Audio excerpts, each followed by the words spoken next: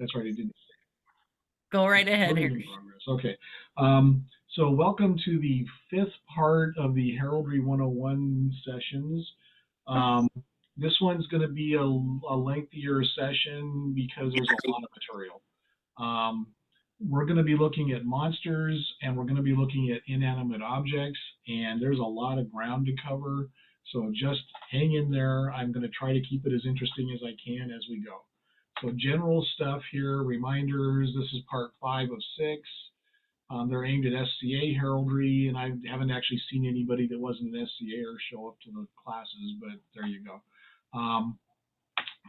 So anyway, I'm going to be attempting to be thorough, which is why this is a little longer than some of the other sessions. But even with the material that I'm covering, I can't do everything. And I know that those of you who have been on the other sessions, you've heard me say this before.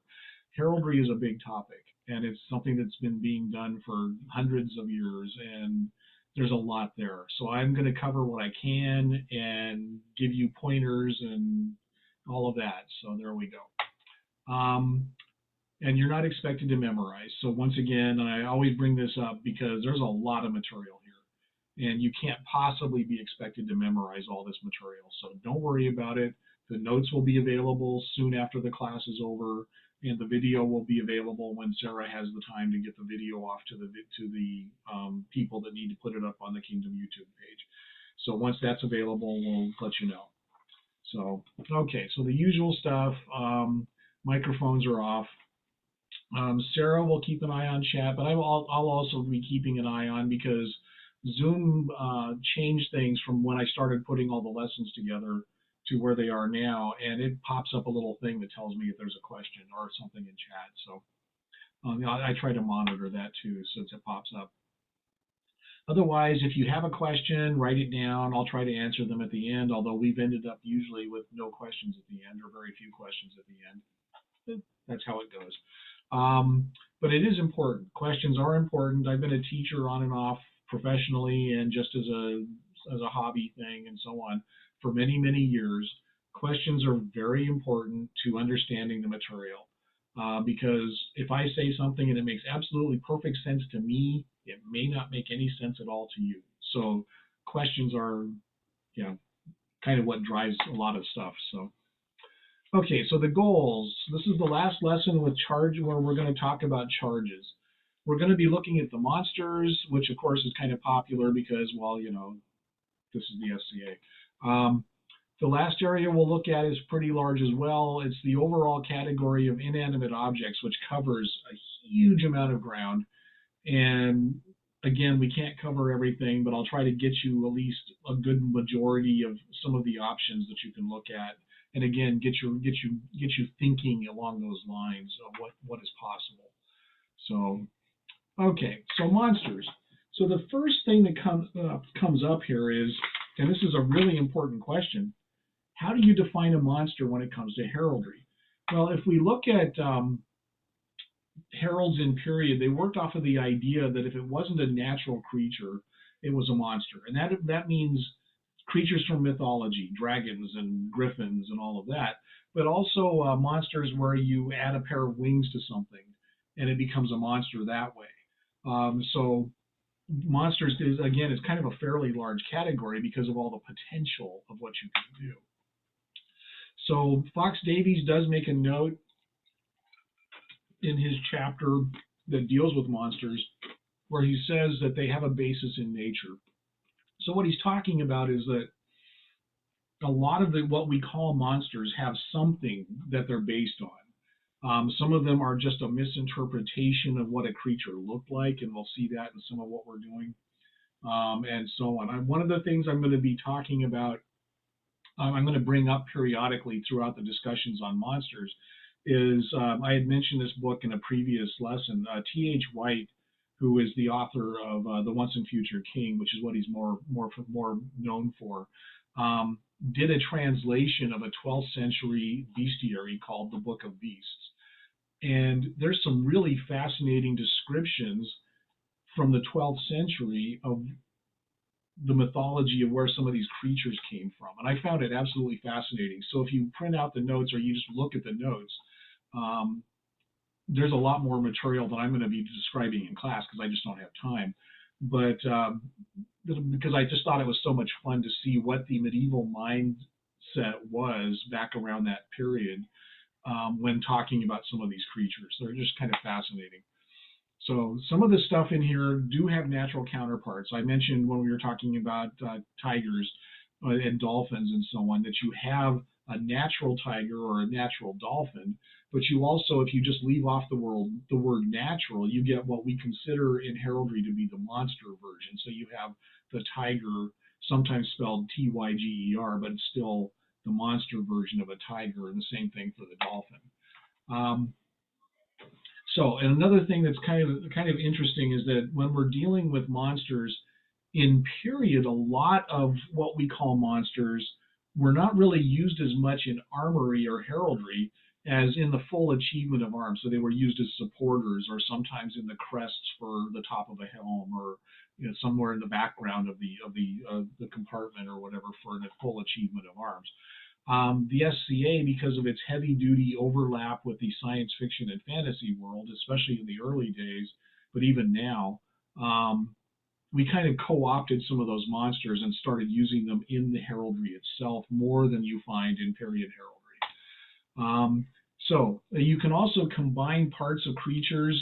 These are sometimes called a chimerical monster. If you look at Bruce's website, he uses that term sometimes, and it shows up in a few other places.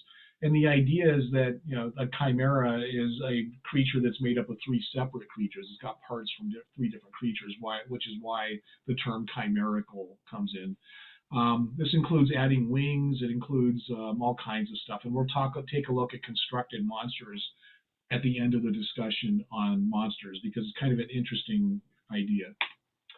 Okay, so when you start looking at heraldic monsters in Fox Davies, which is one of our primary sources that we've been using for heraldry for years with the SCA, the first one that comes up is the unicorn. So we're going to start there here because I started with Fox Davies as my base material, and I've started adding more material as I went. So now, most monsters use a lot of the same postures that other creatures use. So when we look at the unicorn, you'll see, rampant and so on.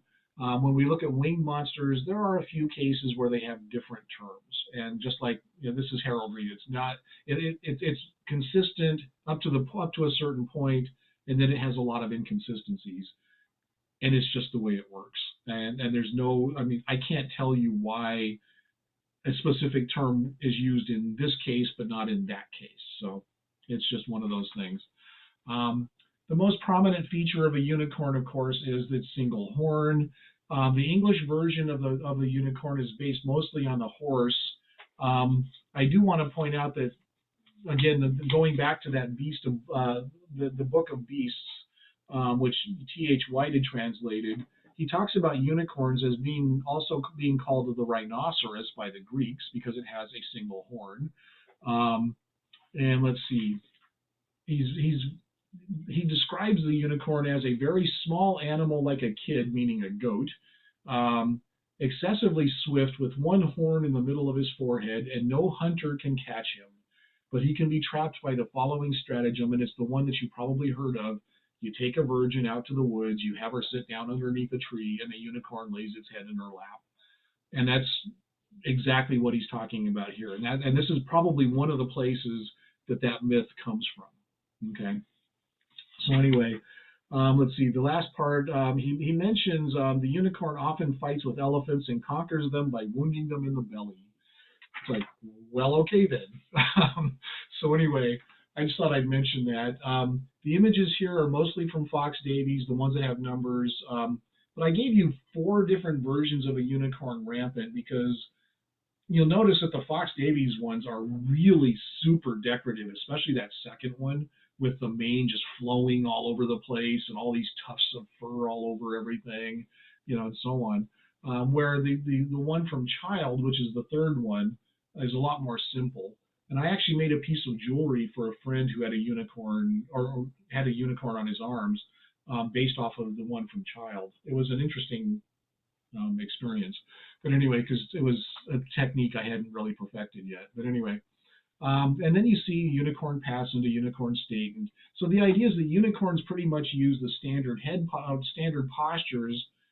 The difficulty is the horn. So you'll notice that in a lot of these where the unicorn is rampant, when it's in the shield, the horn is at a different angle than it would be with the one that is drawn for child. It's just because you want to make it fit inside the whole thing. So the tilt of the horn is kind of interesting. Anyway, the unicorn's horn itself is sometimes used as a charge, and that image is also from Bruce's website. Just as a separate item, so that's kind of fun. So now, when we look at other monsters, we start getting into things like the griffin. The griffin actually has a biblical background. I was watching a thing recently about something completely unrelated, but and it talks about griffins being greeting people in one of the lower levels of Paradiso. So anyway, it's like, well, okay. I had never read that, so I had no idea. Anyway, T.H. White again brings up with griffins because it is winged and it is a winged quadruped. This kind of wild animal is born in Hyperborean parts or in the mountains.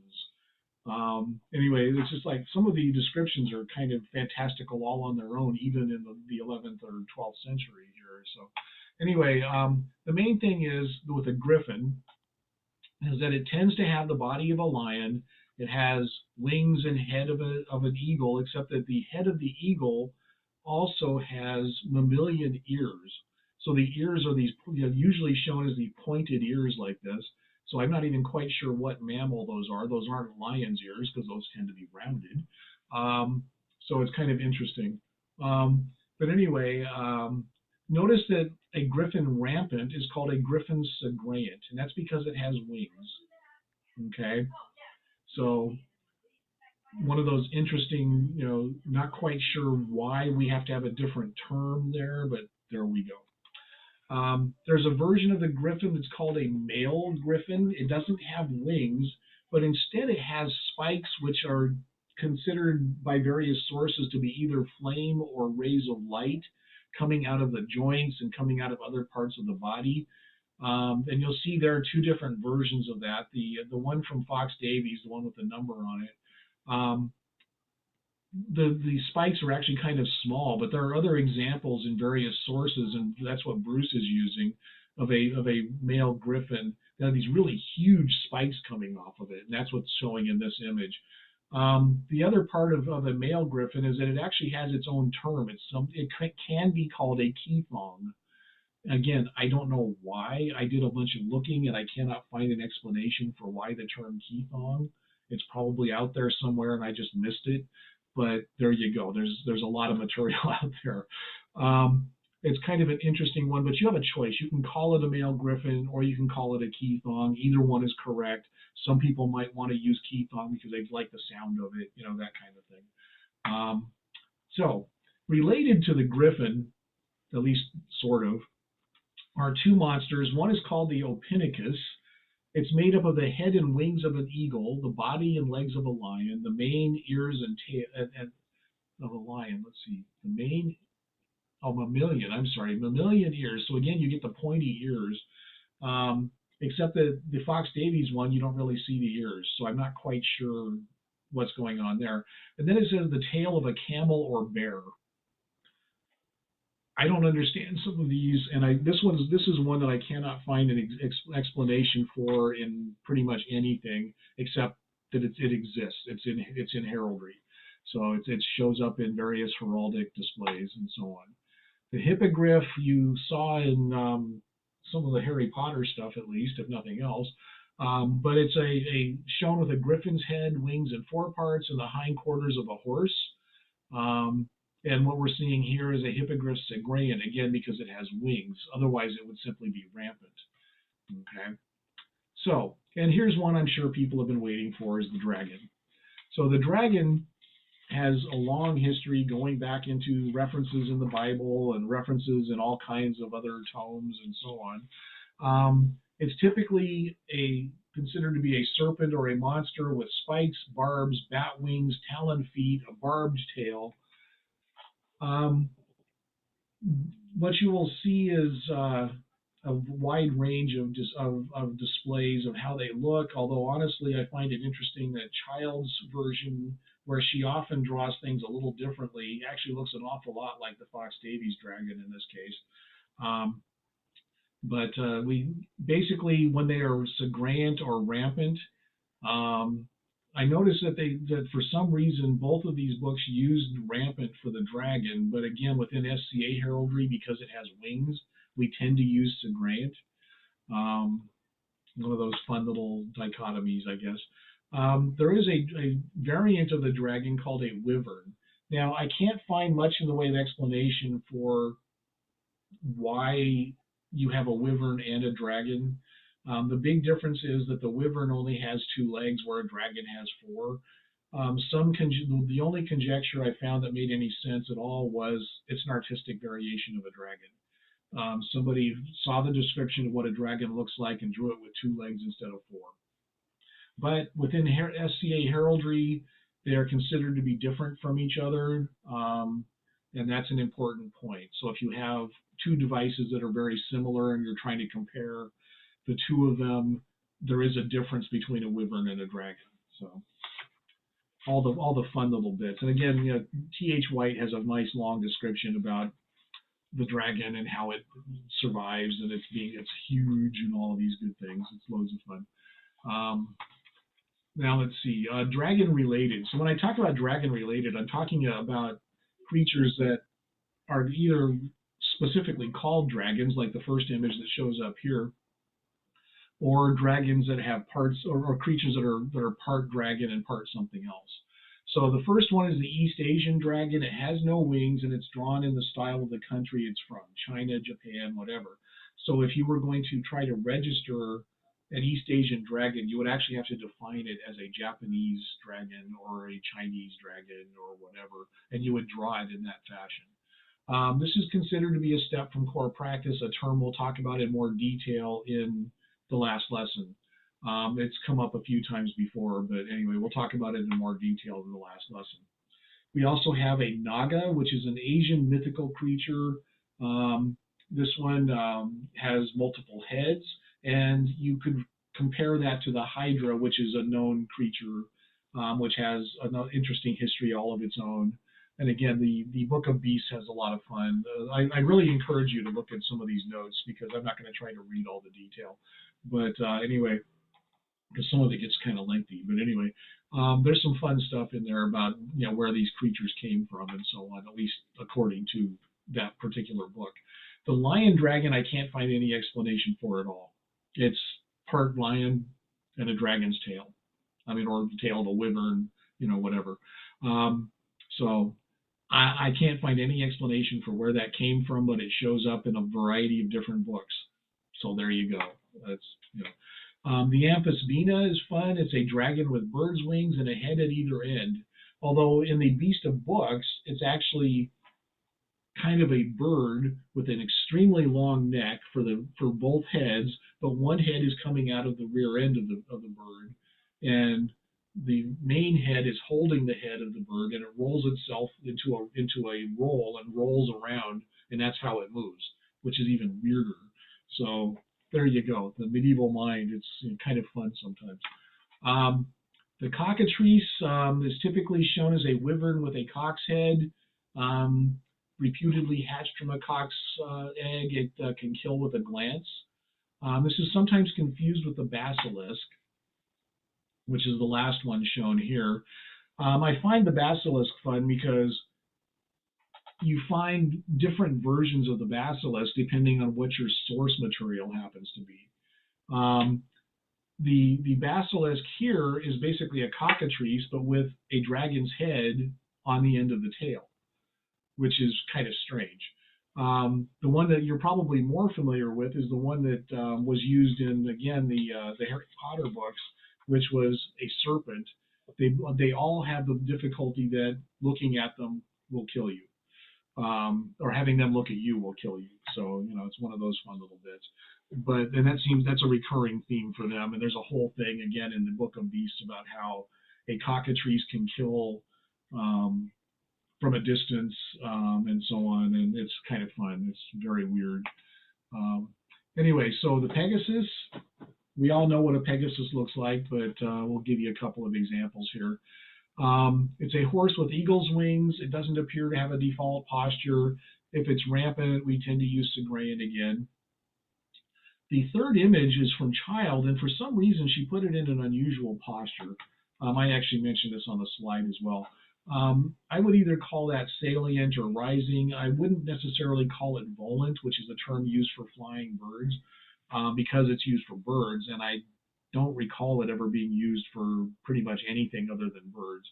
So I could be wrong. But anyway, it's kind of an unusual position. This one doesn't fall into the standard postures for a lot of creatures. Anyway, we also have centaurs. So centaurs, and I put these together because they're based off of the horse, right? It's a monster based on Greek mythology. And again, weirdly, the Book of Beasts doesn't really talk about centaurs either. I was kind of surprised by that. But anyway, and I misspelled torso. Wow, I just caught that. The toros. It should be the torso, arms, and head of a human. And it can be male or female. These first examples, well, interestingly enough, the first example is of what we would consider to be a standard centaur. However, the next two are actually what are called a leonine centaur, which has a lion's body instead of a horse's. And interestingly, in the book by Dennis, he doesn't call them a leonine centaur, he just calls them centaurs. And I don't know why. Quite often, however, you will find a centaur with a bow and arrow. Often it's usually drawn, and these would be called a Sagittarius or a Sagittary. So again, different terms, all kinds of fun little bits.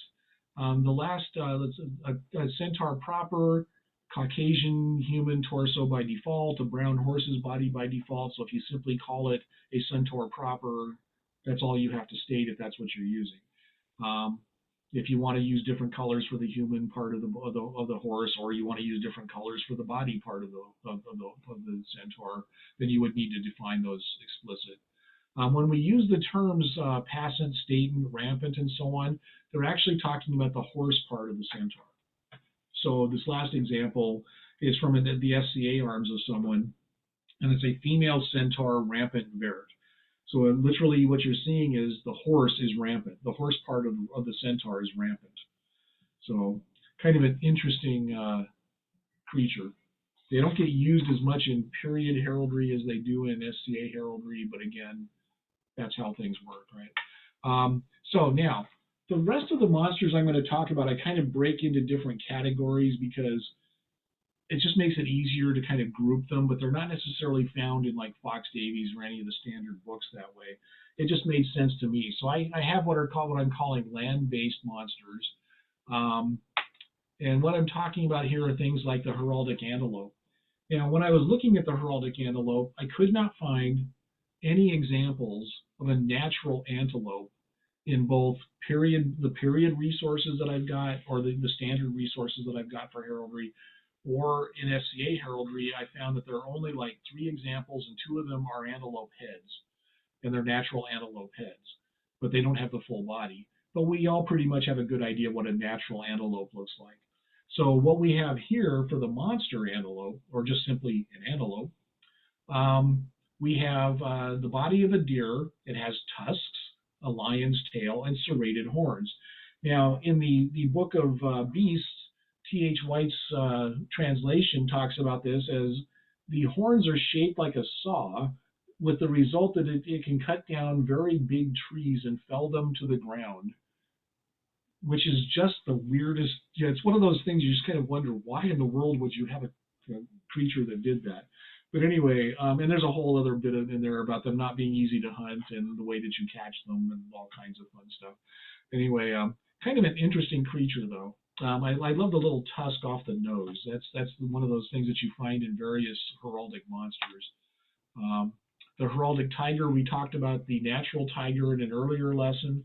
But the heraldic tiger, or simply a tiger, has a lion's tail and mane, a head that kind of looks like a wolf's head, sort of, except it has that tusk coming off the nose.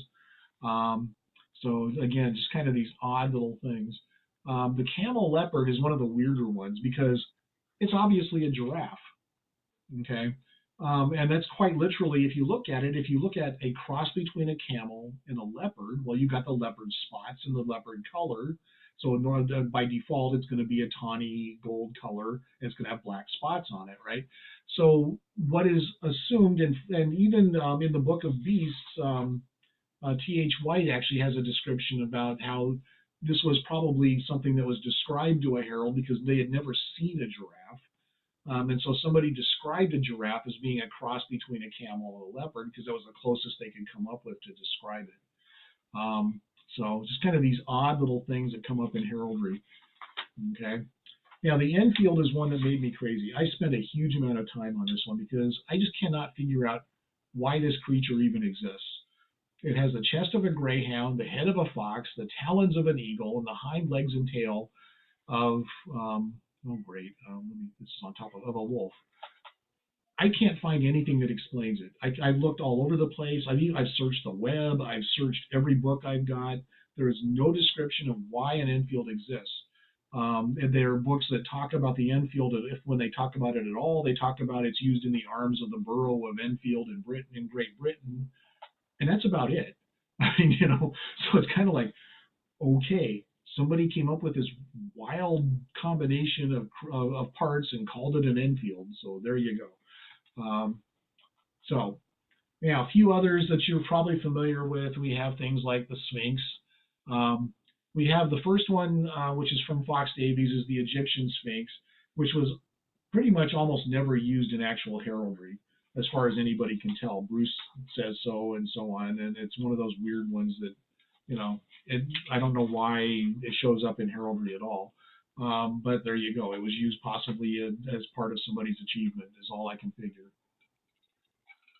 This one is also called an androsphinx because it's male. So the Greek Sphinx, which is the second one, has a woman's face and breasts and eagle wings, and it's sometimes called a gynosphinx, and I'm sure you can figure out why. Now, the manticore, again, I cannot find any explanation of what this creature, what caused somebody to come up with this creature. It has the body of a lion, a man's head, and a scorpion's tail. And that looks an awful lot. The image that's shown here actually looks an awful lot like the one that's in the T.H. White book, although the neck is a little longer in that one, but that's just a minor artistic license thing. So anyway, so it shows up back in, again, the 12th century. So, but there's no explanation. And T.H. White didn't find an explanation or anything. So there you go. Weird creatures that show up in heraldry. Okay. Now, these are also fun. These are, again, ones that I can't find a lot on. Some of them I can find a little bit on, and some of them I can't find much on. So the Pantheon has the body of a hind, which is a female deer, the bushy tail of a fox, cloven hooves, and it's strewn with mullets or stoils, which are stars. Okay? So, and you have to define the color of the stars if you define because there is no default color here for a pantheon. And again, I can find no explanation of why this creature exists. So there you go. Now the Yale's more interesting because there actually is a bunch of explanation on the Yale, including Wikipedia and including T.H. White's book and so on. Let's see. Yeah, it gets a little crazy. The interesting thing about the Yale is that it's got those huge horns, whether they're shown straight or whether they're shown curved, and they rotate separate from each other.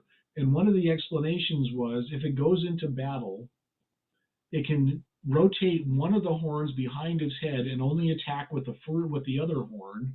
And then if the first horn, the one that it attacked with, gets damaged, it still has one that it can do damage with. So it can rotate that one around and do damage with that. It's like, well, okay. Again, odd. Now, the interesting part for me is that you also have two different variations that actually have names. The Bedford Yale and the Beaufort Yale. The Beaufort Yale is a little heavier. It tends to be strewn with roundels. So it's a seme of roundels on the actual creature.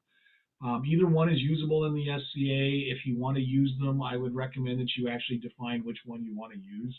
because a scribe will probably find the first example of a Yale that they find in whatever sources that they find, and you might not get the version that you wanted. So if you're very specific, that would help them out a whole lot. Okay, so now the panther is fun. We talked about the fact that there is a natural panther, but there's also the heraldic panther, and the heraldic panther is again based off of a creature that is found in T.H. White's book, amongst other places.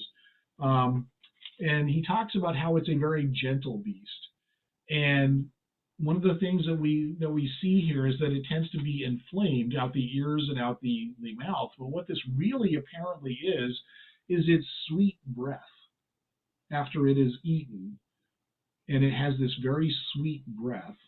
And that's what this is supposed to represent, but heraldic artists made it look like flames. And so everybody assumes they're flames. And so ever since then, that's what they've been using to show this sweet breath, which is part of what defines the creature. The British version tends to be shown as the one with the spots on it.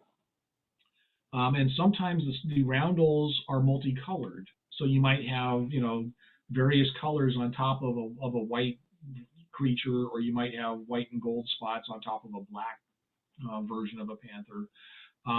The German panther has a lion's body, eagle's forelimbs, and the horns of a bull, but it's also incensed. And again, incensed refers to the flames coming out the ears and coming out the mouth. All these fun little terms. And again, don't worry about memorizing. Okay, there's a lot there. Okay, so winged monsters. So this one's a fun one because you can tack wings onto a lot of different things. So the first thing, we'll look at the Lion of St. Mark. This is a pretty straightforward, standard creature. It's known. It's in the arms of the city of Venice. And it's literally a haloed winged lion. So if you want to represent St. Mark, that's how you do it. A python is a bat-winged serpent, sometimes called an amphitheater, or if it is leaping, it is called a jaculus. And again, it's one of those odd terms, and I could not find an explanation for why jaculus for a leaping amphitheater, but there you go. If you use bird's wings, it's simply a winged serpent. You could also call this a bat-winged serpent if you prefer. Okay, so, and these last three are just some examples of what you can do for winged monsters. You can have a winged dolphin if you really wanted to, which is what that last one is. When we've got several examples of winged pigs, because of course the idea of when a pig can fly, and so on. We've got people who registered a flying pig. So lots of different things you can do there. So this comes into, we'll look again at constructed monsters later on, because you can do this with other creatures. You're not limited to just a small number. You can take a stag, well, we actually have a stag here, but you can take some other creature and add wings to it, a winged boar, which we have, which is a bat-winged boar, and so on. Now, fire. Okay, so fire is fun. Fire-based monsters. I do need to talk briefly about fire itself. Fire flames can be used as their own charge in heraldry, and since I put it here, it's not going to show up under the inanimate objects. But fire does have certain rules for display based on the rules of contrast, and the idea is that fire is based off of two colors. It's red and yellow, and so you have to alternate the colors. And depending on if you have a black field or a dark field, you would put the gold on the outside or the yellow on the outside and the red on the inside, and vice versa. If you're going the other direction and you have white or gold field, you would put the red on the outside, and so on. So anyway, those are fun little rules on that. So of the creatures that are based on fire, there aren't a lot. But we have the salamander, and I give you three different examples of a salamander here because they're all drawn differently, and that's kind of fun. But a salamander is described as a lizard inflamed. And again, T.H. White's translation is fun because he talks about how the salamander, basically the reason that you see it inflamed is because it climbs into the flames and then puts the fire out by being in the flames, which is kind of an interesting concept all of its own, and you don't really tend to think of it when you're looking at the image. You wouldn't think that that's what's happening, but there you go. Yeah, we also have a phoenix, and of course, most of us at least have a pretty good idea of the legend of the phoenix.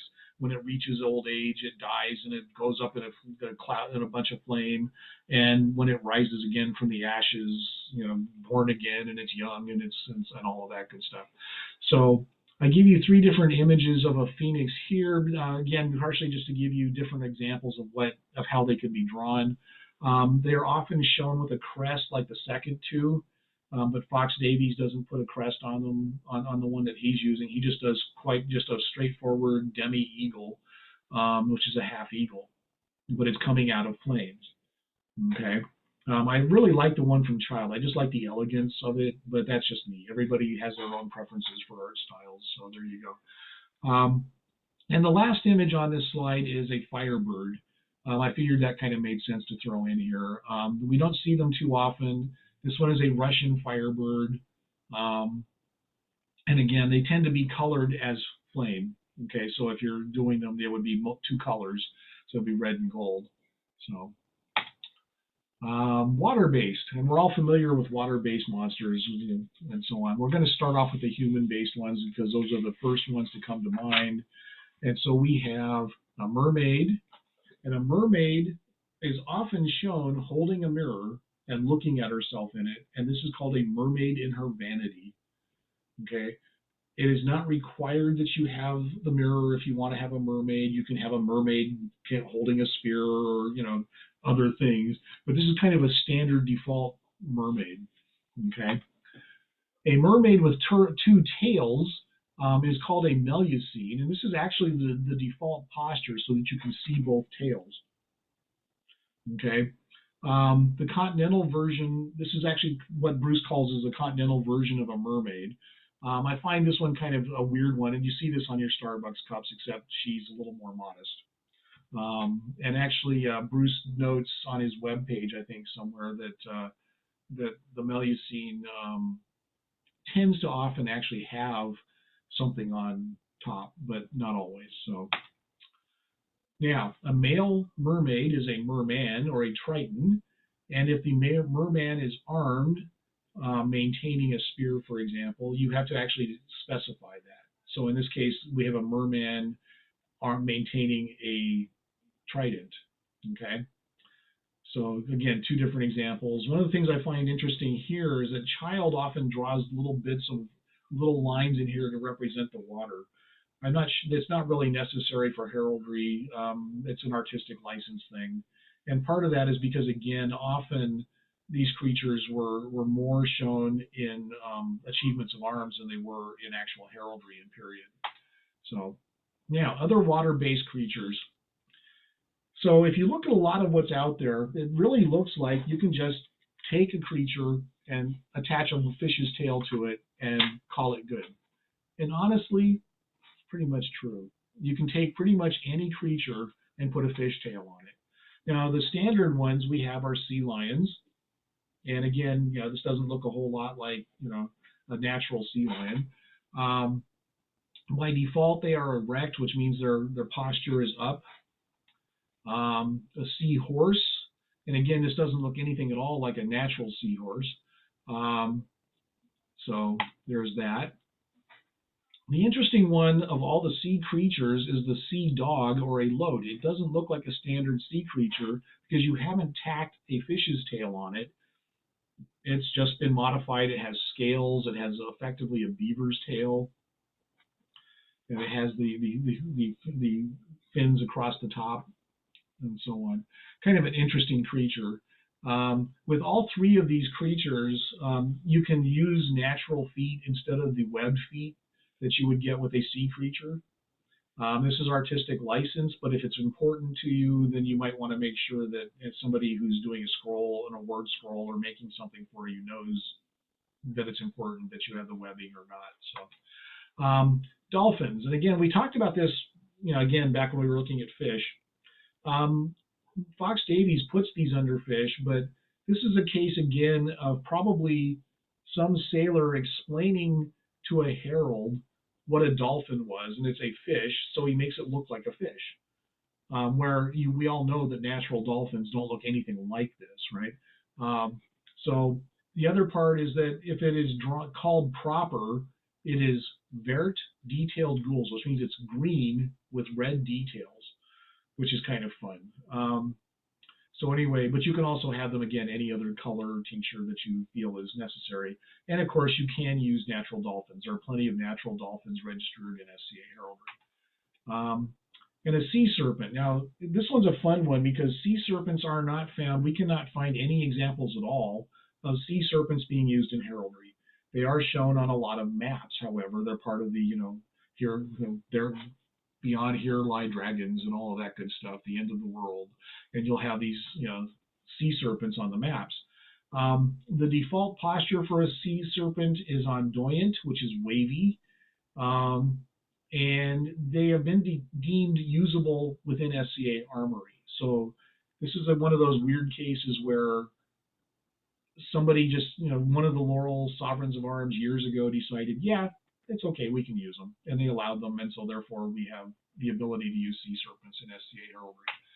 So now, just like with other creatures, you can use parts of monsters. There's not a lot to say about them because they really follow a lot of the same rules for monster parts. The image of a griffin's head, I brought up it very specifically because if you're going to show a griffin's head, the big difference between a griffin's head and an eagle's head are the ears. Okay, so if you're going to use a griffin's head, it has to have ears. Okay. The male griffin's head would have, the spikes coming out of it as well. Okay. A dragon head shows more neck than you normally get for most creatures, and that's because, well, dragons tend to have long necks.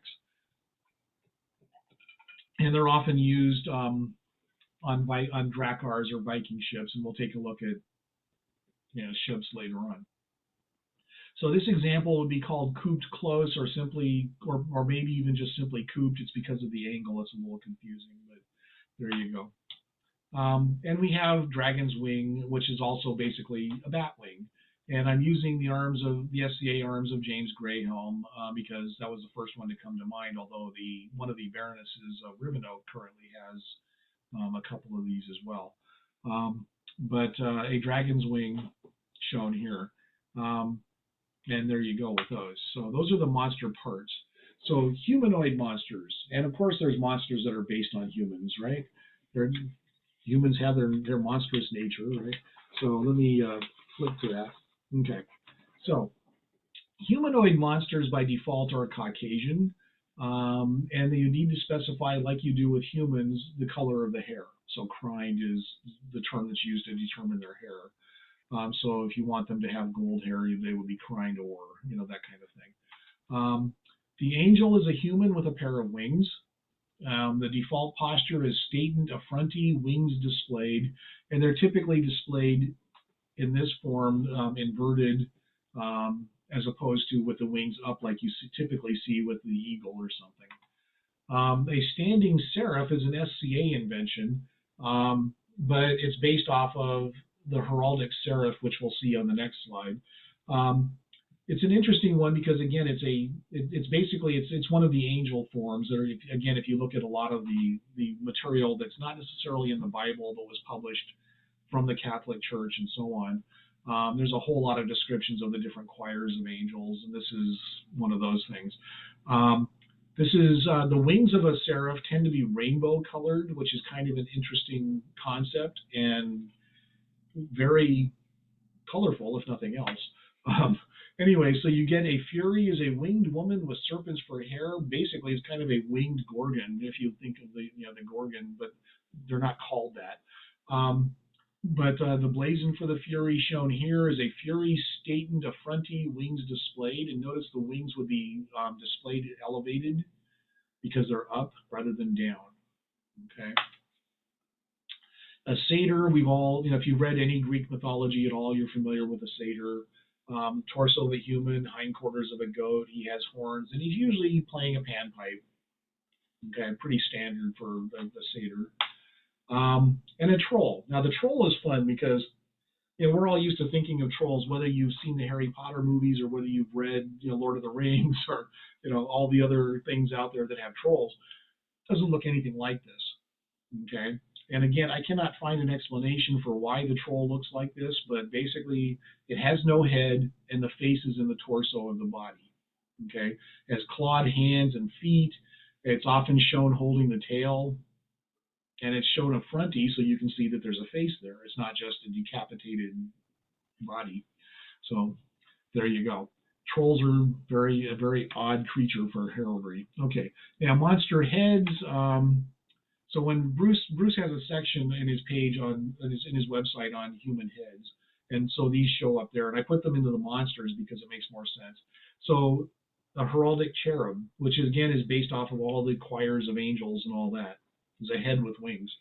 A seraph is a child's head kabosed, so it's again there's no neck on it, and it has 6 wings, and again it has rainbow colored wings, which again is like, wow, that's really kind of flashy if nothing else. A gorgon's head, pretty straightforward, and a demon's head. Now it's interesting that you cannot register a demon, but you can register a demon's head. I don't understand the logic behind that, but the SCA has gone through a lot of different changes in the 58 years we've been around. So, okay. Now, the last thing that we want to talk about here with monsters is you can create your own monster. Sounds a little Frankenstein-y, but there you go. You can create monsters under specific rules, okay, but which are based on period usage. So you can add a fishtail or wings, which we talked about.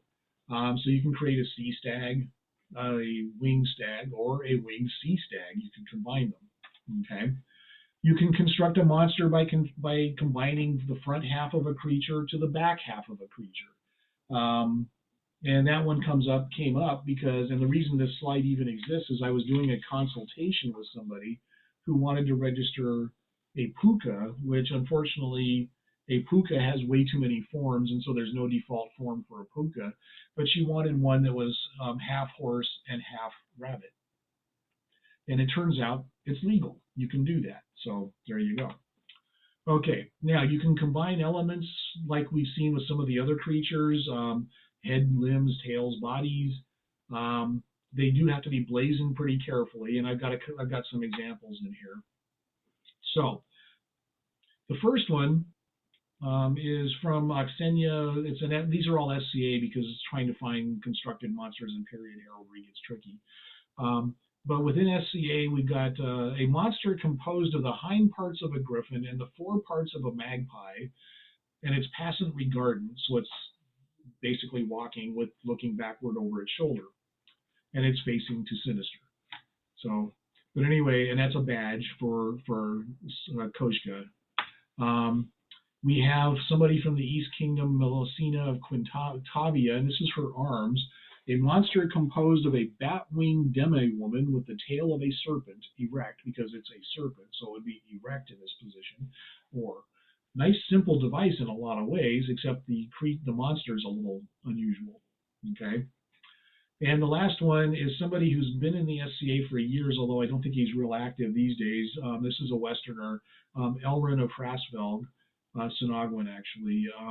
And his monster is a monster with the head of a cobra, the fore and hind legs of an eagle, wings of a dragon. Let's see here. I've got to move this little window here. Body and tail of a lion, salient guardant argent. It's a very strange looking creature.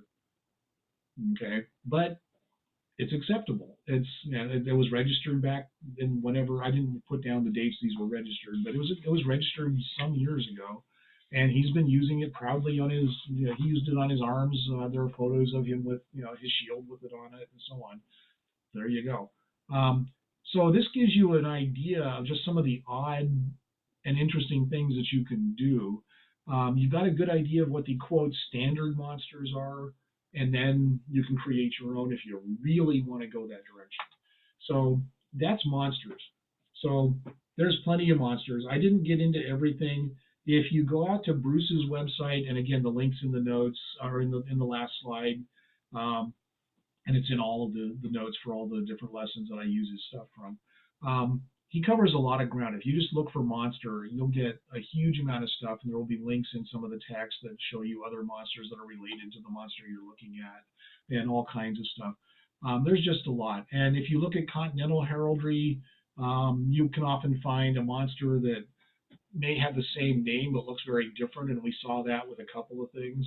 So monsters are an interesting category, so there's a lot to them.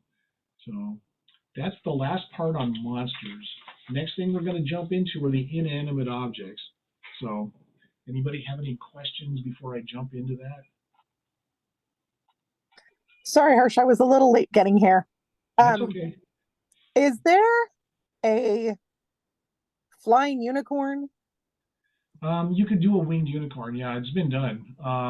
Okay. You could either call it a winged unicorn or what is the other term? A unicorn at Pegasus. Okay. Either one. Because I had mean, somebody asked me about that. And those are very much an SCA thing, but it is possible. One of the things about the whole constructed is that you can take pretty much any creature and throw wings on it. Okay. So you just have to define it carefully. Thank you. You bet. Okay. So inanimate. So inanimate is a huge, huge category simply because it's pretty much everything that isn't plant life or creatures or monsters or fish or all the other stuff we covered up till now. So there's an awful lot, and again, I can't cover every single possible inanimate charge, but I'm going to try to look at them in a couple of ways. And one of them is I'm grouping some of them by specific categories, and some of that is the way that they're categorized in the SCA's Ordinary and Armorial database, which makes it easier for heralds to look things up. So we're going to look at a variety of things. We're going to start with geometric and simple charges. So what I'm talking about here are really super simple, but they tend to be geometric. And one important point, and we'll talk about fimbriation and voiding in the last lesson, but these are some of the simple shapes are the only ones that can be fimbriated or voided under the current rules. And again, we'll talk about that in the last lesson, but kind of an interesting category. So here's a fun one, a die. Now, normally heraldry is flat, and we'll talk about this in more detail again in the last lesson. But if you want to use a die on a coat of arms, you would simply, and you made it flat, it would be a square with a dot on it, and it doesn't look anything like a die. Okay, so it can be drawn in what is called in trion aspect or in 3 dimensions. Okay, there are very few charges that you can get away with that. I think one of them is a wedge of cheesecake, which I thought was like, wow, where did that come from? But okay. So anyway, an annulet is very simply a ring. The inside of it shows the field. Okay, so you have the field, you have the ring, whatever tincture it is, and then the inside of the annulet is the same color as the field. Okay. A delph and a rectangle. So a delph is a square, although Brusque defines it as a shovel full of sod or dirt, but that's his image. So this is how a delph is represented in heraldry. A billet is sometimes defined as a document, or a letter or something, but it's a rectangle. And we actually, when we were looking at Semé, I think we saw billety, which is a field that is just a Semé of billets. Okay. You can have other polygons, triangle, hexagon. We'll see the triangle in a bit. Hexagon, octagon, all kinds of fun stuff. The canton and escutcheon are very special. You can use these on a coat of arms by themselves, but if you put a charge on them, then you run into an issue, and that gets into the term marshalling, which we will talk about again in the last lesson in more detail. But it's also used for displaying what is called an augmentation of arms, which is a very specific type of award, which means you're actually taking somebody's coat of arms and adding an augmentation to it. Now, the other part of the escutcheon is fun, is that this looks like, if you just look at the escutcheon, the image with the escutcheon, that could simply be a field with a border on it, unless you put this on a rectangle. You put this on, say, a rectangular banner or something. On a rectangular banner, a border would follow the shape of the banner, where the escutcheon is always a heater shape. It's always this shape. It doesn't change shape. You have it on whatever shape, a round shield, whatever, it would always look like this, where a border follows the shape of whatever it's displayed on. So it's one of those odd little things, but for the purpose of heraldry, an escutcheon is also, again, it's used for augmentations of arms and so on. So we'll talk about that again when we get to marshalling and all that fun stuff. Now the lozenge, we looked at these actually kind of briefly when we were looking at these subordinaries, but I wanted to bring it up here because, again, these are simple shapes. They're simple geometric charges. So the lozenge is a diamond shape. The fusel is just simply a longer and taller one, and Fox Davies basically talks about how a fusel is just an artistic license version of a lozenge. It was just drawn that way because that's how that particular artist chose to draw it. A ruster is basically a lozenge with a hole cut through it, so you're seeing the field through it. And a massel is, again, it's just it's basically a lozenge with the shape of the lozenge cut out of the center of it. So again, you're placing that, you're seeing the field through the massel here. The other part about a lozenge, and again, this will come up when we look at marshaled arms, is that if you put a lozenge on anything except for a fieldless badge, you can put something on top of it. If you put it on a fieldless badge, because lozenges were used for heraldic display for a coat of arms, it becomes marshaled arms. Okay, and you can't do that. So, and again, we'll talk about it in more detail. It's one of those odd ones, and so the lozenge is the only one where of a lot of these where that really becomes a weird issue. So, now other geometric charges. The first two are the only ones that can be fimbriated or voided out of the ones that are on this slide. So a triangle can be found equal-sided, or it can be an isosceles triangle. You would obviously need to define, if you simply say a triangle, it's likely to be an equal-sided triangle by default. And there's usually one point is to chief. If you want it the other direction, you have to define, point to base or, whatever. The heart in heraldry is just exactly what we're used to from Valentine's Day cards. Of course, I wanted to put this in here. Bruce notes that this dates back to 1330, way before Hallmark was around. But this is the shape that we use for a heart. I would not recommend trying to use an actual anatomically correct human heart. That would gross out a lot of people. So this one's a fun one. It's considered to be a geometric charge. The interesting thing is if you have a single fret on a coat of arms by itself and you don't call it cooped, the cross pieces go all the way out to the corners of the shield, okay, or the shape that it's on. If it's cooped, it doesn't go all the way out, and by default, a cooped fret looks much like the one that's shown here, the one that's red. And then you could actually draw a square around it, and everything would kind of fit within the square. These are also fun because you can have multiple frets, at which point, if you have multiples, you don't have to call them cooped because by default they have to be cooped. You can only have one of them that goes all the way out to the edges. And you can have them touching each other, at which point they would be called conjoined, which makes them a single charge, but they don't have to be. So you could have 3 frets on a coat of arms, and they would follow the standard layout for 3 frets, and again for 3 charges. And that's, again, we'll talk about that in more detail. But and they don't have to touch. If they were touching, then you would want to call them conjoined. But anyway, it's an interesting charge. There's a lot of fun stuff that can be done with it, and it's kind of cool looking. Now, a shake fork is a pawl. We talked about pawls in the first in the second lesson, with ordinaries. And by default, the pawl goes all the way out to the edge of the shield or the corners and so on. But it's basically a shake fork is a pawl cooped, and you can, just like with a pawl, you can invert it so that the 2 points that come up on the top on this one would be pointing towards the bottom instead. So you can go either direction. And a label. And the label, a lot of people assume that it can only ever be used to show first son, mark of cadency and all of that stuff. But there are actually period armory that the only thing that's on the arms is a label. Okay, so they were used just as a charge by itself, but just not all that commonly.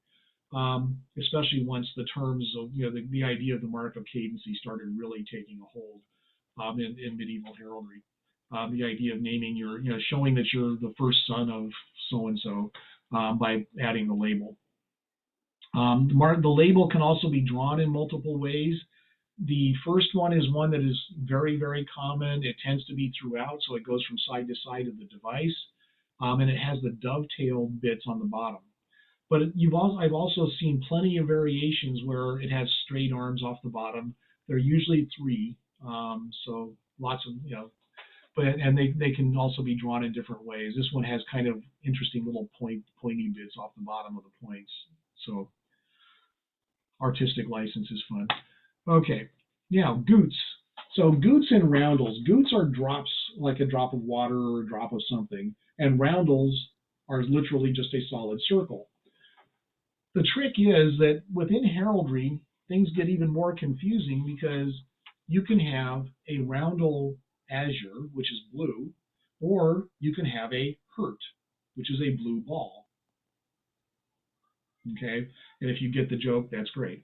There's a guy actually in Owertha who's no longer active, as far as I know, who actually has 2 hurts on his device intentionally. So anyway, now, but notice that there are names, and you can use the names if you wish to. So an argent or silver roundel can be called a plate. A red one can be called a torteau, which is meant to represent a red cake, right?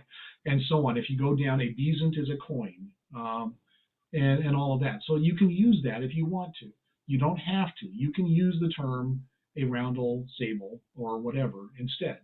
Now, goots have similar, except that notice that with the goot, pure, there's no name for a pure goot. So it would be a goot pure. Or purple. But the others, again, an argent gout is a gout de la eau, which is water, and so on. If you know French, I probably mispronounced that really badly. But anyway, but the idea is that we have these different names, and you can use them if you want to. Now, if you use a semé, they get even more fun. So if you have a semé of roundels that have that, and you want to use the name, you could use platy for white roundels. You could use hurdy for blue roundels. Torteau doesn't work, however, as a word. It just doesn't make any sense. So you would call that a semé of torteau. And the same thing going all the way down. Some of them make sense. Pommy for green. We'll talk about the fountain in a moment. Anyway, and then for goots, you can say goody. So you would say goody de zong for red, for blood drops, goody de or for gold drops, goody de pois for pitch, and so on. And again, you can also just call it a semé of goots and a specific tincture, a semé of goots sable, if you would prefer. So you can do that in multiple ways. The heralds like to use the names simply because they're kind of cool sounding, but it's not required that you use them, okay? So I just want to make sure that people know, okay? Now the last thing is the fountain, and I show you an example of it, and I'll bring it up again when we get to another section of these slides.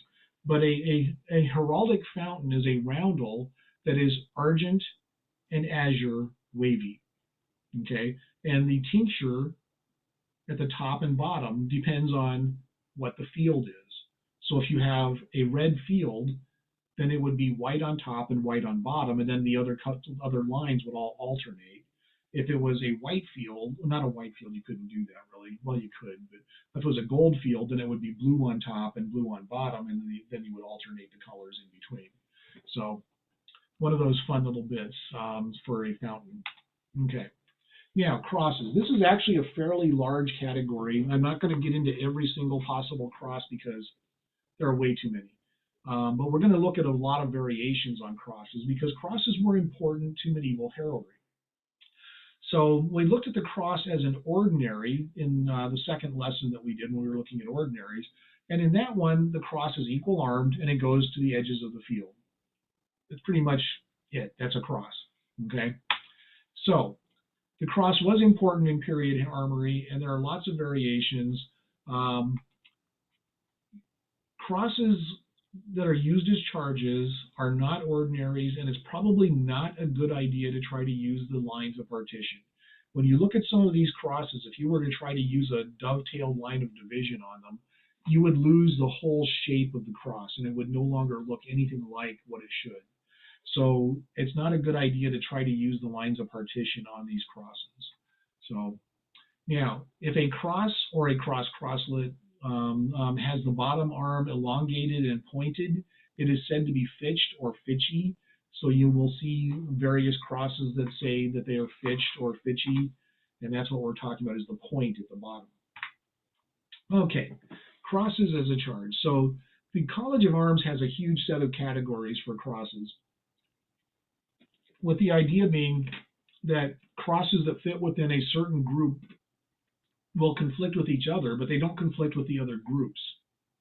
And that is kind of an odd concept unless you've been doing heraldry for a while. Don't let it worry you too much. I'm just trying to, throw these ideas out, but don't let it worry you if it confuses you.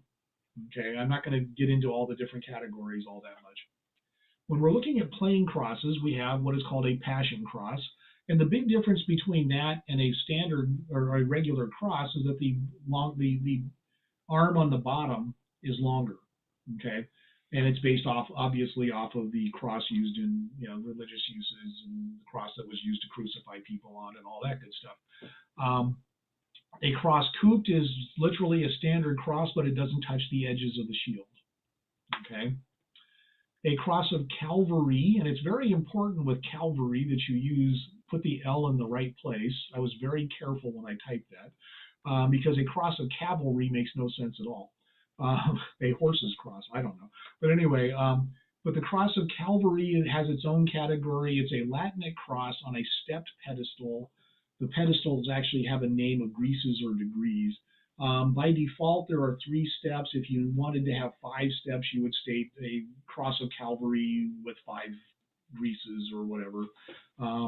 These don't get used all that much in SCA heraldry, but there you go. They are an option. A cross-crosslet is a fairly common charge. And again, I mentioned a cross-crosslet fitchy. The bottom would not have the crosslet. It would come down to a point. A cross botany is actually meant to be an artistic variation, but within SCA heraldry, they get like a minor difference because they are slightly different in appearance. So we have what is called a cross flory, and I basically showed you a bunch of different crosses that are related to the cross flory, although the further away you get from the first one, image number 167 here, the more different they look. They're variations of each other. The cross patence, the cross floridae, which has fleur-de-lis coming out of the ends of the cross. It's kind of an interesting idea there. But then we get over to the cross of Calatrava, which is the insignia of the Knights of Calatrava. However, within the SCA, it's actually more thought of as being used with Callantyr. The Kingdom of Callantyr uses the cross of Calatrava for a lot of what they do with their heraldry. The cross of Santiago, again, the Knights of Santiago use this. And my former apprentice actually has a badge, or he's got a pin that he wears with the cross of Santiago. So other crosses here, the cross moline is actually one of the oldest variations of a plain cross with the arms just broken out like this. The cross patty or formy can be drawn with straight arms, or it can be drawn with curved arms. So you'll see if you look at image 175, the one that is cross patty quadrate, if you ignore the quadrate part, the arms actually curve in on the inside. And you can see this on various other crosses sometimes, but you'll see it more with this or with the Maltese cross, which we'll see in a bit. But anyway, but you can sometimes have them curved, which is kind of a nice little variation. We have the cross patty fitched. Again, this is where we get the fitched or fitchy, the pointed bottom arm of the cross. The cross potent uses the same crutch shape as a fir. The Maltese cross, the example in Fox Davies has straight arms for the Maltese cross, but again, if you look at a lot of heraldry, and you see a lot of crosses, you will actually see that there are variations of the Maltese cross that use the curved arm. And again, that's an artistic license detail. So a cross swallow-tailed, a Tau cross, which is also called the cross of St. Anthony, and the Ankh. And that one has got used quite a lot in the early days of the SCA. Verena of Laurelin uses the crux ansata.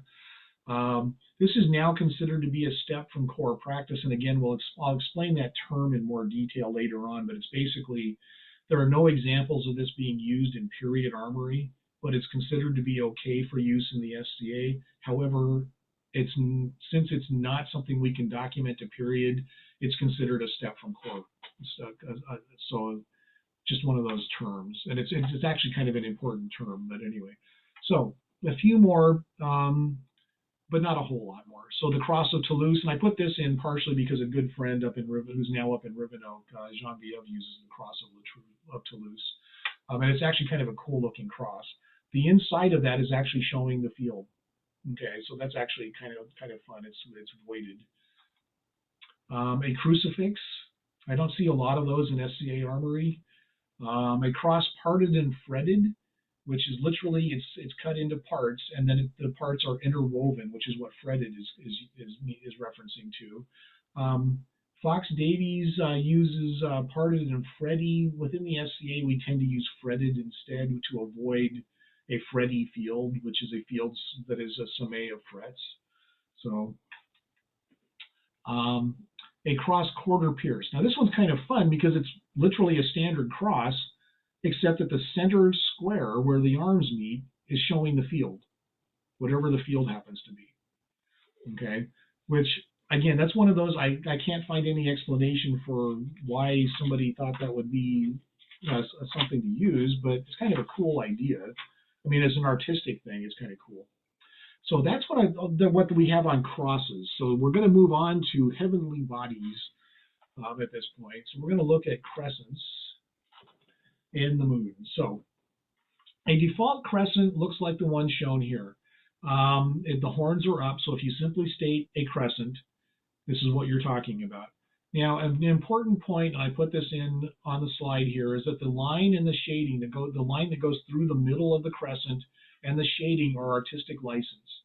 The crescent has a distinct enough shape that a lot of people don't bother with that. I actually rather like the line and the shading, but again, it's a stylistic thing. It's everybody's art concepts are different from everybody else. Anyway, the crescent can be put into 3 other positions. The first one is a crescent pendant with the horns down. This one is not shown in Fox Davies. He mentions it, but he doesn't actually put it in there. So I just did this with some really simple digital trickery and turned that one upside down. But a decrescent has the horns to the right, and an increscent has the horns to the left. Now, when I was first getting involved in heraldry, some heralds tried to use the idea that if you drew a vertical line next to the horns of the crescent with a decrescent or an increscent, a decrescent, the vertical line would form a D, a lowercase d.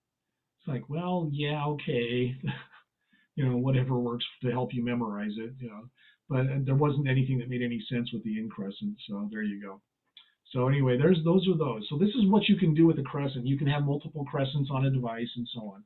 So now, also shown here, we have a moon in her plenitude is a roundel with a face.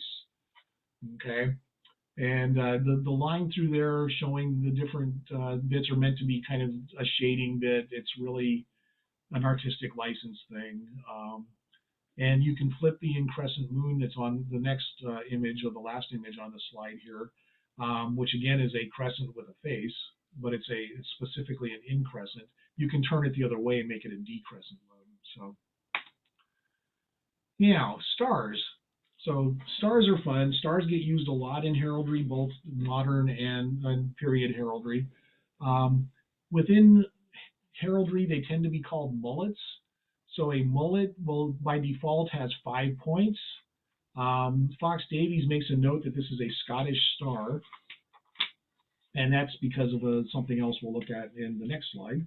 But anyway, In period armory, mullets of 6 and 8 points are really common. You will sometimes find mullets of 7 and 9, but those are pretty rare.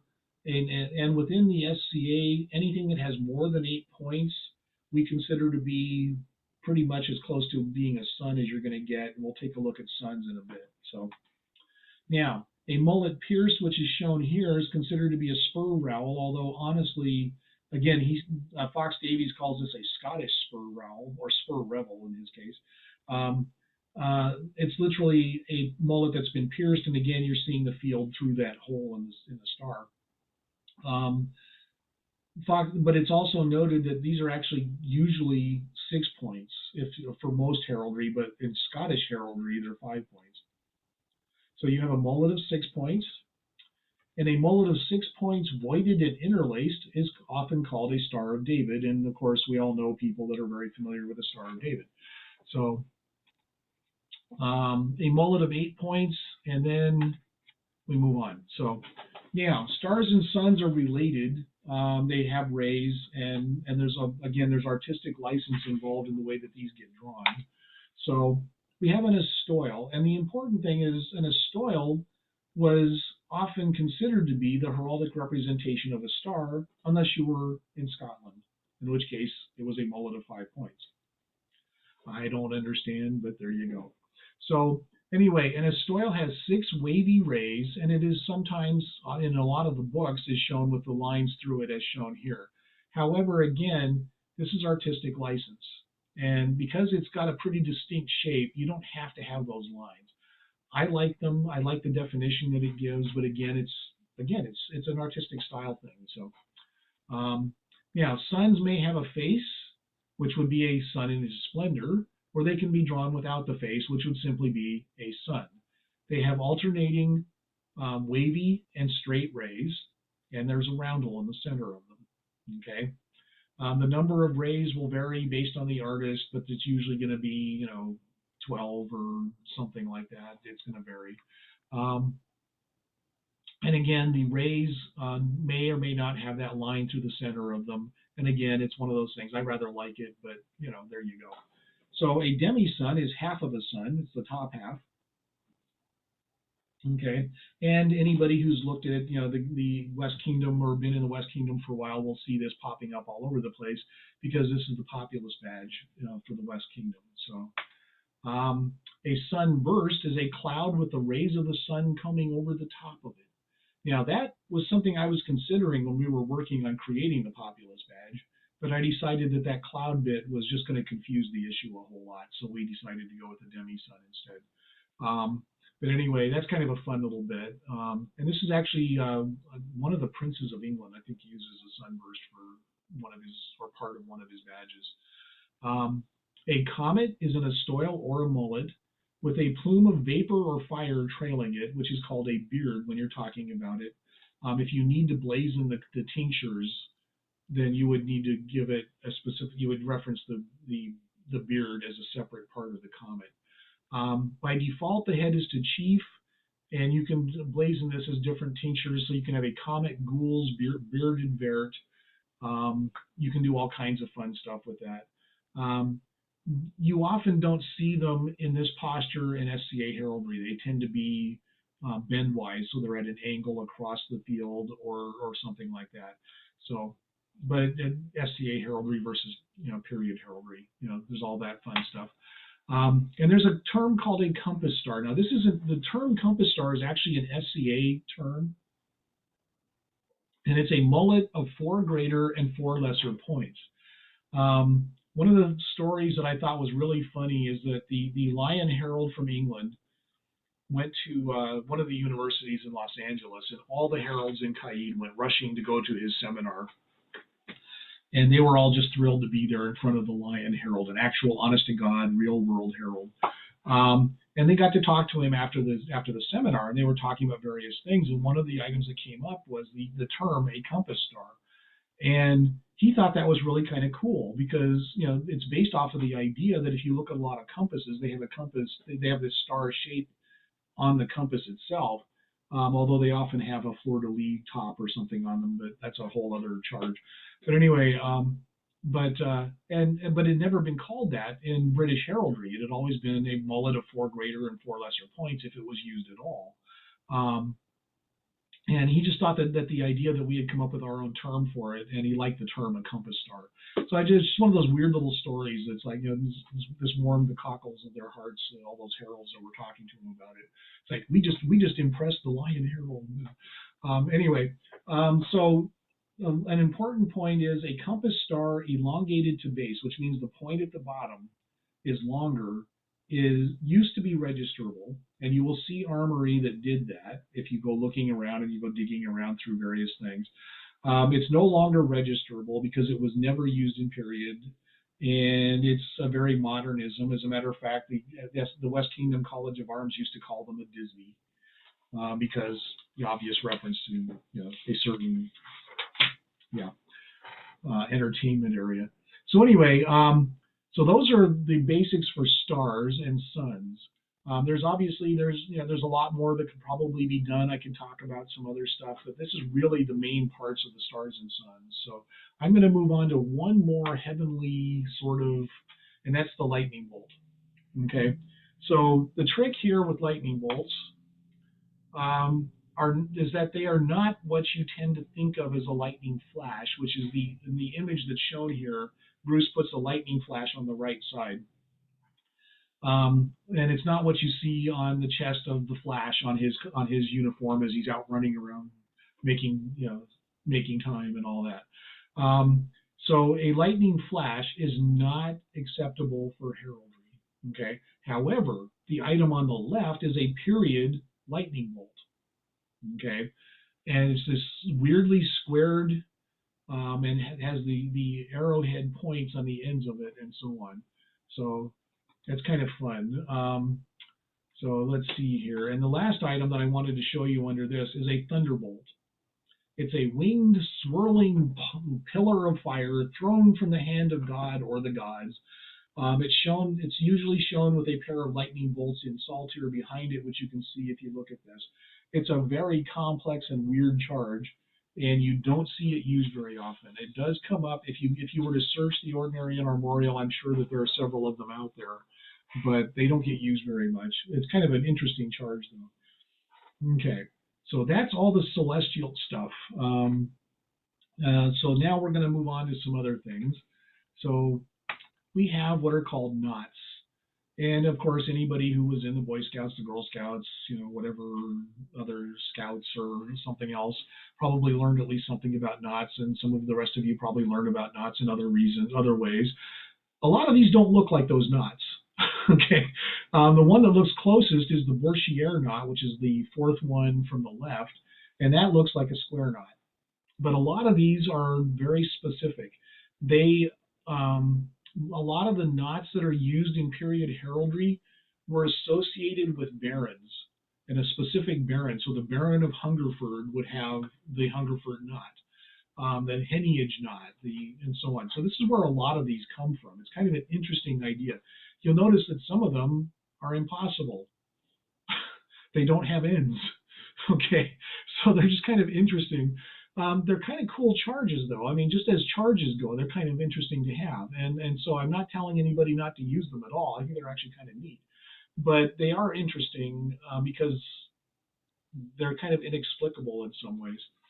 But anyway, I've added a few more that are not in the standard resources. I used the ones here from, God, which book did I use? Those are, from Fryer. There we go. Because Fryer gives a few more different knot styles and so on. But anyway, the ones on the bottom are more SCA invention, except for the first. Now, the first one is a trefoil knot, and you'll see that in a lot of ecclesiastical art, and it's a symbol of the Trinity. So that's something that, if you look at a lot of ecclesiastical art, that word is not rolling off my tongue, you will see in curtains, and you'll see it in some of the other embroidery that's used in some of the other accoutrements in a lot of the Catholic churches in England. So the next one over is an SCA invention It's literally a rounded variation of the triquetra, um, and yeah, it's literally a trefoil knot. So as opposed to the triquetra, which is actually the first one. The third one here, you'll see on Ellis's arms, if nobody else's, is a quatrefoil knot, and that's because it has 4 parts. My screen keeps blinking on me. It's very weird. The last is a massel knot, which is supposed to be based off of the Bowen knot, which to me doesn't look anything like a Bowen knot. But there you go. So we have a Bowen knot. We have the massel knot right here. I don't understand why somebody calls it a variation of that. I would think it was more of a variation on a lacy knot, but I didn't make the write-up on that. Wow, what is going on? My screen is really blinking a lot. That's really strange. Okay, so those are knots. Now, weapons, obviously of interest to a lot of people in the SCA for heraldry because weapons are everywhere.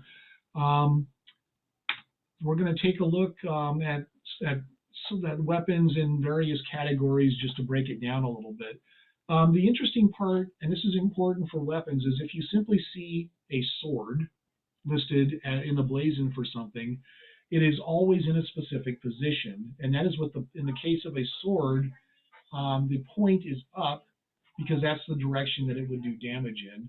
Where with an arrow, the point or the arrow itself, the head of the arrow is down because in battle, arrows were shot up and they did their damage coming down. Okay, so in battle, that's where the damage part of it comes in. And a lot of the others, the point is up. So when we look at pole arms and so on, the point is up. So, but you can also specify if you want it to be fest-wise or bend-wise or whatever. You can always specify that. So, a sword or a broadsword, if it's defined as proper, is argent hilted or silver with a gold hilt. It's double-edged. It has a straight blade. It's a pretty standard sword. You have a great sword or a zweihander, or a two-hander. The only real difference is the hilt, although if you look at the blade, there's a little extra bit in the blade there as well. A rapier is by default is a swept hilted rapier, which is the one that's shown here. It has the really fancy cup and so on. But you can also have a cup hilted rapier, which has a more solid covering for the hand. But that needs to be specified in the blazon. It is very important that these not be drawn as modern fencing foils. Okay, that's not what they look like. Okay, so a scimitar and a sea axe are almost identical, except the sea axe has this weird crescent-shaped cutout in the blade. Now, why it's there, I don't know, but you probably have to ask a pirate. They might actually have an idea. So. A battle axe can have a single blade. It can have a double blade. When blazoned proper, the haft is brown because it's wood. The blade is most likely silver or argent. And again, by default, they're going to show in this orientation, the handle down and so on. And on Bruce's website, there are a whole bunch of variations on the axe. So because there's, if anybody knows anything about weaponry, there's all kinds of different shapes for a lot of these. So, pole arms, long weapons, spears, lances. In this case, we're starting off with what is called a berdiche. There's also the bill hook, which is a spear with a hooked blade.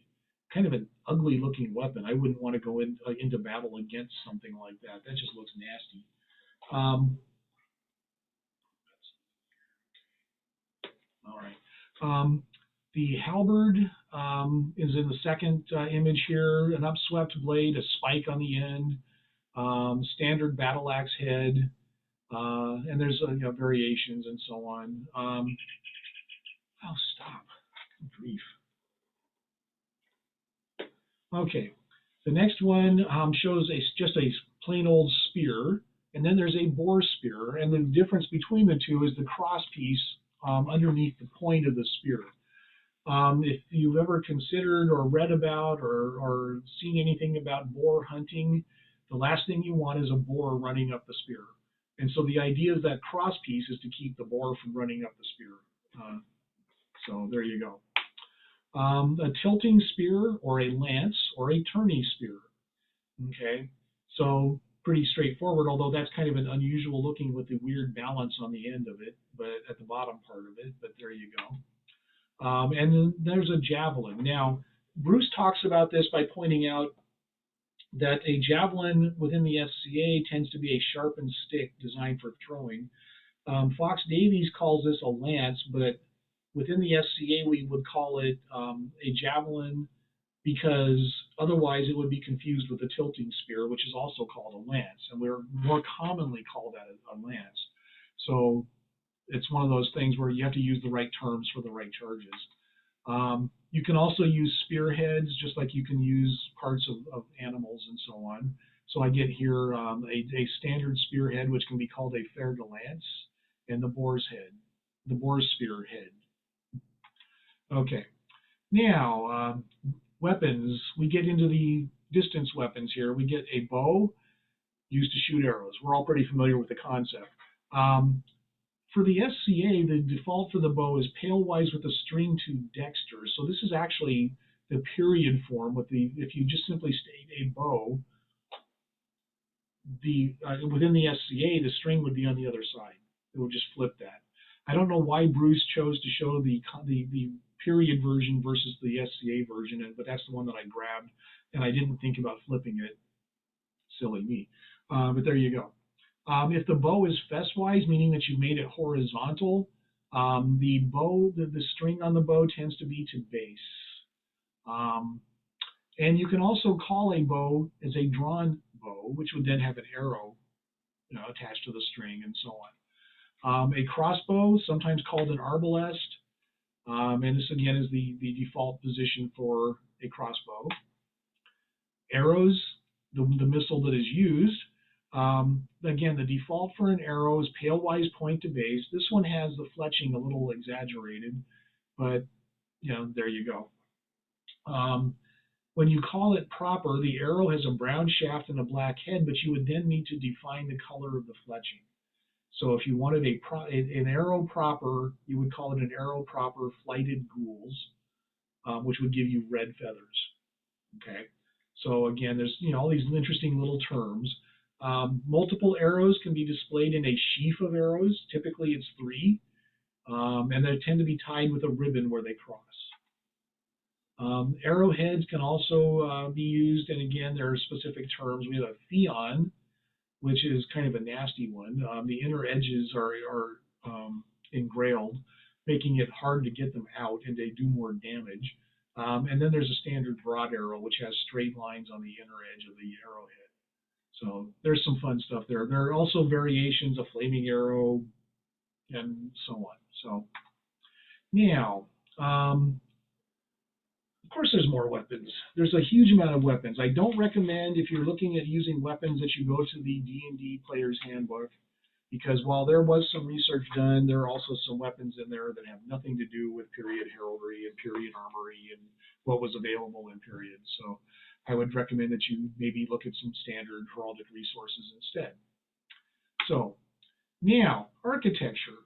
So architecture is literally what it sounds like. It's buildings, it's castles, it's towers, it's bridges, it's all of that good stuff.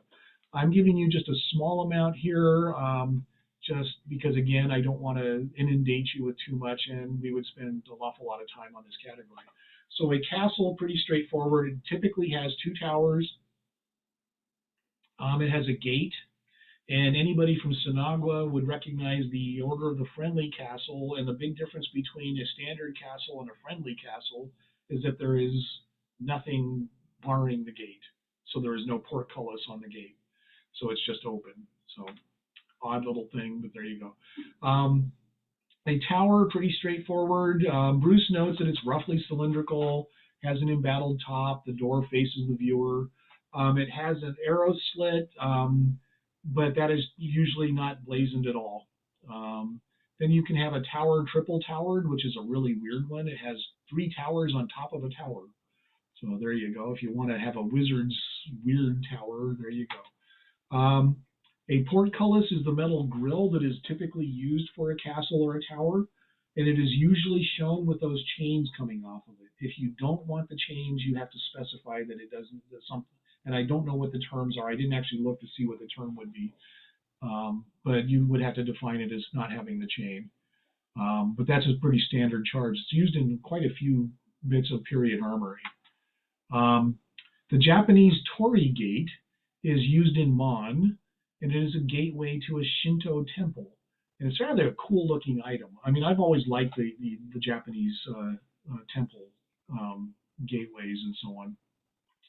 This might be a step from core practice because up until relatively recently, outside of European heraldry, most things were a step from core practice. But anyway, that may have changed with changes to the SCA's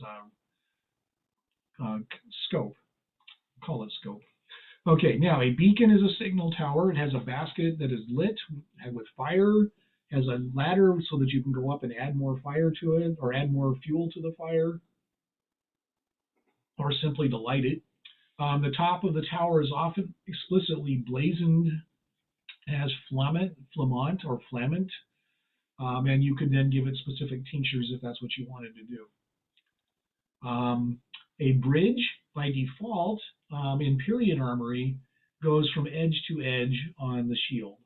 Okay, but that's not necessarily the SCA default. The SCA default is actually the one that's on the right, which is a two-towered bridge which has a single arch on it.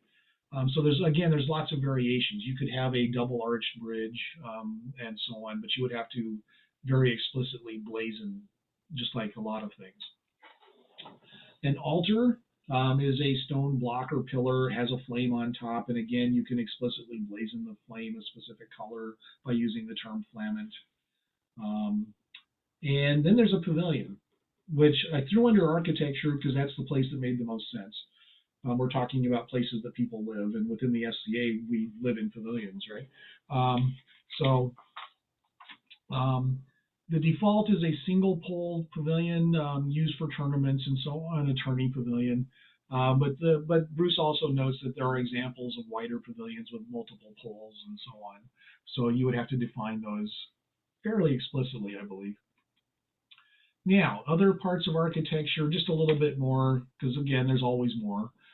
There's a column, which is a stone pillar, and you would have to define, if the style of the column was important to you, you could define it as an ionic tower or whatever, or pillar, I'm sorry, or column. But if it doesn't matter to you, you can just simply call it a column. Now, this one's a fun one. This is called a zool. Nobody is 100% sure of where this came from or why it's used in heraldry. The most common explanation is that it is a form of a column or a pillar. It's a very stylized form. A couple of heraldic scholars compare it to a chess rook, but a chess rook really does look radically different from this, at least within heraldry. And I have a note that anybody who's a fan of Ghostbuster will love the fact that there's a charge called a zool. There is no Dana and all that good stuff. Anyway, you have an arch. You can have a single arch. You can have double or triple arches, which are found in period armory. Notice with the arch, in the center of it at the very top, there's a very specific stone, which you can also use as its own charge, which is called a keystone. This is the top of the arch, and it keeps the two halves from collapsing in on each other. Okay. A dolmen, which is something that I'm sure we've all seen pictures of and so on. The original purpose, there's lots of speculation. Nobody's got a real 100% definitive answer for, but you can actually use them in heraldry within the SCA. There are no examples of them being used in period armory. Okay. An open well. Now, this is called an open well because you can also have a well with a cover over the top. That's called a covered well. Okay, I don't have an image of that, but that's the big difference. So the idea is that you can have an open well or a covered well. A Japanese well frame is also found in Mon, but within period armory, you could also simply call this 4 laths fretted or 4 lathes, which is literally 4 pieces of wood. that are fretted and so on. Since this can be blazoned in Western European heraldry, it's not considered to be a step from core practice like a lot of the Japanese or Asian charges are. Okay, it's kind of an interesting fact. Now, we also have what is called a natural fountain. Now, a natural fountain is an architectural structure. It has water coming out of it, and it's designed to specifically spout water out the top. And then there's the heraldic roundel, which we talked about earlier, which is also a heraldic fountain, which is called which is a roundel. Boy, I'm doing really good now. Boy, a couple of mistakes and my brain goes twisty. Okay. So anyway, so that's the difference between the two fountains. We don't see a lot of natural fountains in heraldry, but they do show up once in a while. Now, clothing, and we're getting very close to the end here. So, clothing can include pretty much anything a human might wear: hats, cloaks, shoes, boots, belts. Fox Davies doesn't break this out into its own category, and so I went off to Bruce's website again to find some examples. So here's a belt. Now, a belt by default is shown in annulo, like it's shown here. It's typically often shown with that little knot in it and all that. A very important aspect is you cannot have a white belt on your arms unless you are a member of the Order of Chivalry. Okay, that's just, you have to be able to prove it, and all that good stuff. Any other tincture of belt, however, is completely legal. You can have a red belt, a green belt, whatever, it doesn't matter. Okay, the only one that's reserved is the white belt. For a master at arms, you probably want to make it look more like a baldric if you were doing that, which would look kind of like a bend. But there you go. Anyway, breeches. This one's fun. I've actually seen a meme running around that actually takes the original roll of arms that this was found in, and talks about it. But breeches are literally underwear. It's a period garment. There is one real world example out there, but it's out of period, but apparently it's allowable within SCA heraldry, so there you go. We looked at a gauntlet when we were looking at humans as charges. We were looking at hands and gauntlets and all that good stuff. There's also a glove, and if you live in the frozen north, you can also use a mitten, which I didn't put a picture up of, but you know what a mitten looks like if you know what a mitten looks like. Hats can be pretty much any period form of hat. We have two examples here from Bruce's webpage, an Albanian hat and a cap of maintenance. Now, the cap of maintenance is one of those weird ones because if it is red and it's trimmed with ermine, or it is argent gouty de zong, which is red blood drops on it, you can't use it.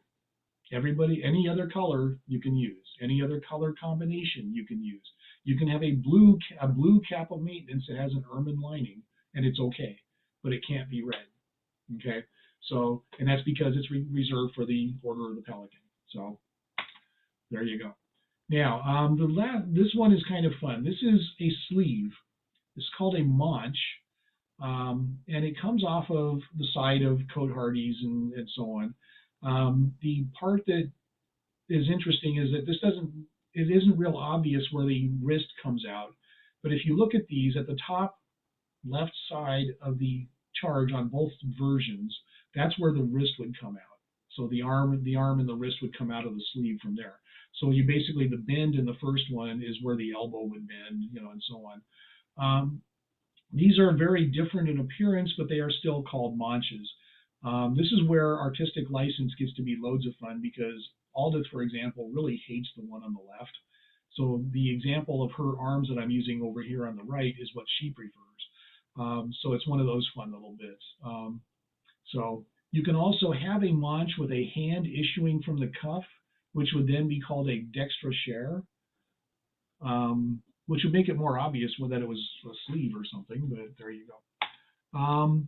And pretty much the last little bit, there's a couple of shoes. So there's a slipper and there's a boot. And again, you can have various types of shoes. There's a lot of other forms of clothing that you can use. You can use hose, you can use a chemise, you can use a dress, you can use a cloak. There's a lot of different stuff that can be used. And again, I just didn't want to take up everybody's time with all the variations of types of clothing that you can use. This is just to give you an idea. Okay. So that's the clothing part of all of this. So now the last part is I don't have any more groups to kind of put things in, so I just grabbed a bunch of charges and put them on slides. I have I think like 3 slides that are just inanimate charges, and some of them I talk about briefly, and some of them I just leave them out there because they're pretty straightforward. So a book. So on the right side you'll see a book that is open, and you'll see one that is closed. If it is closed, the cover usually has some gems and is ornamented. There's sometimes a lock on it, and so on. If it's open, you'll see on the example here that there are locks to the side, but they don't always have to have locks on them. So you can have a book that doesn't have the locks. But those are kind of fun. So those people who have a scholarly bent, books are kind of a nice little charge. So let's see.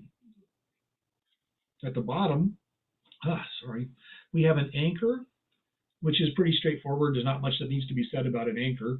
We have a hawk's bell, and I mentioned the hawk's bell in here simply because it can be shown by itself, or it can have ribbons attached, which would then be called jesses.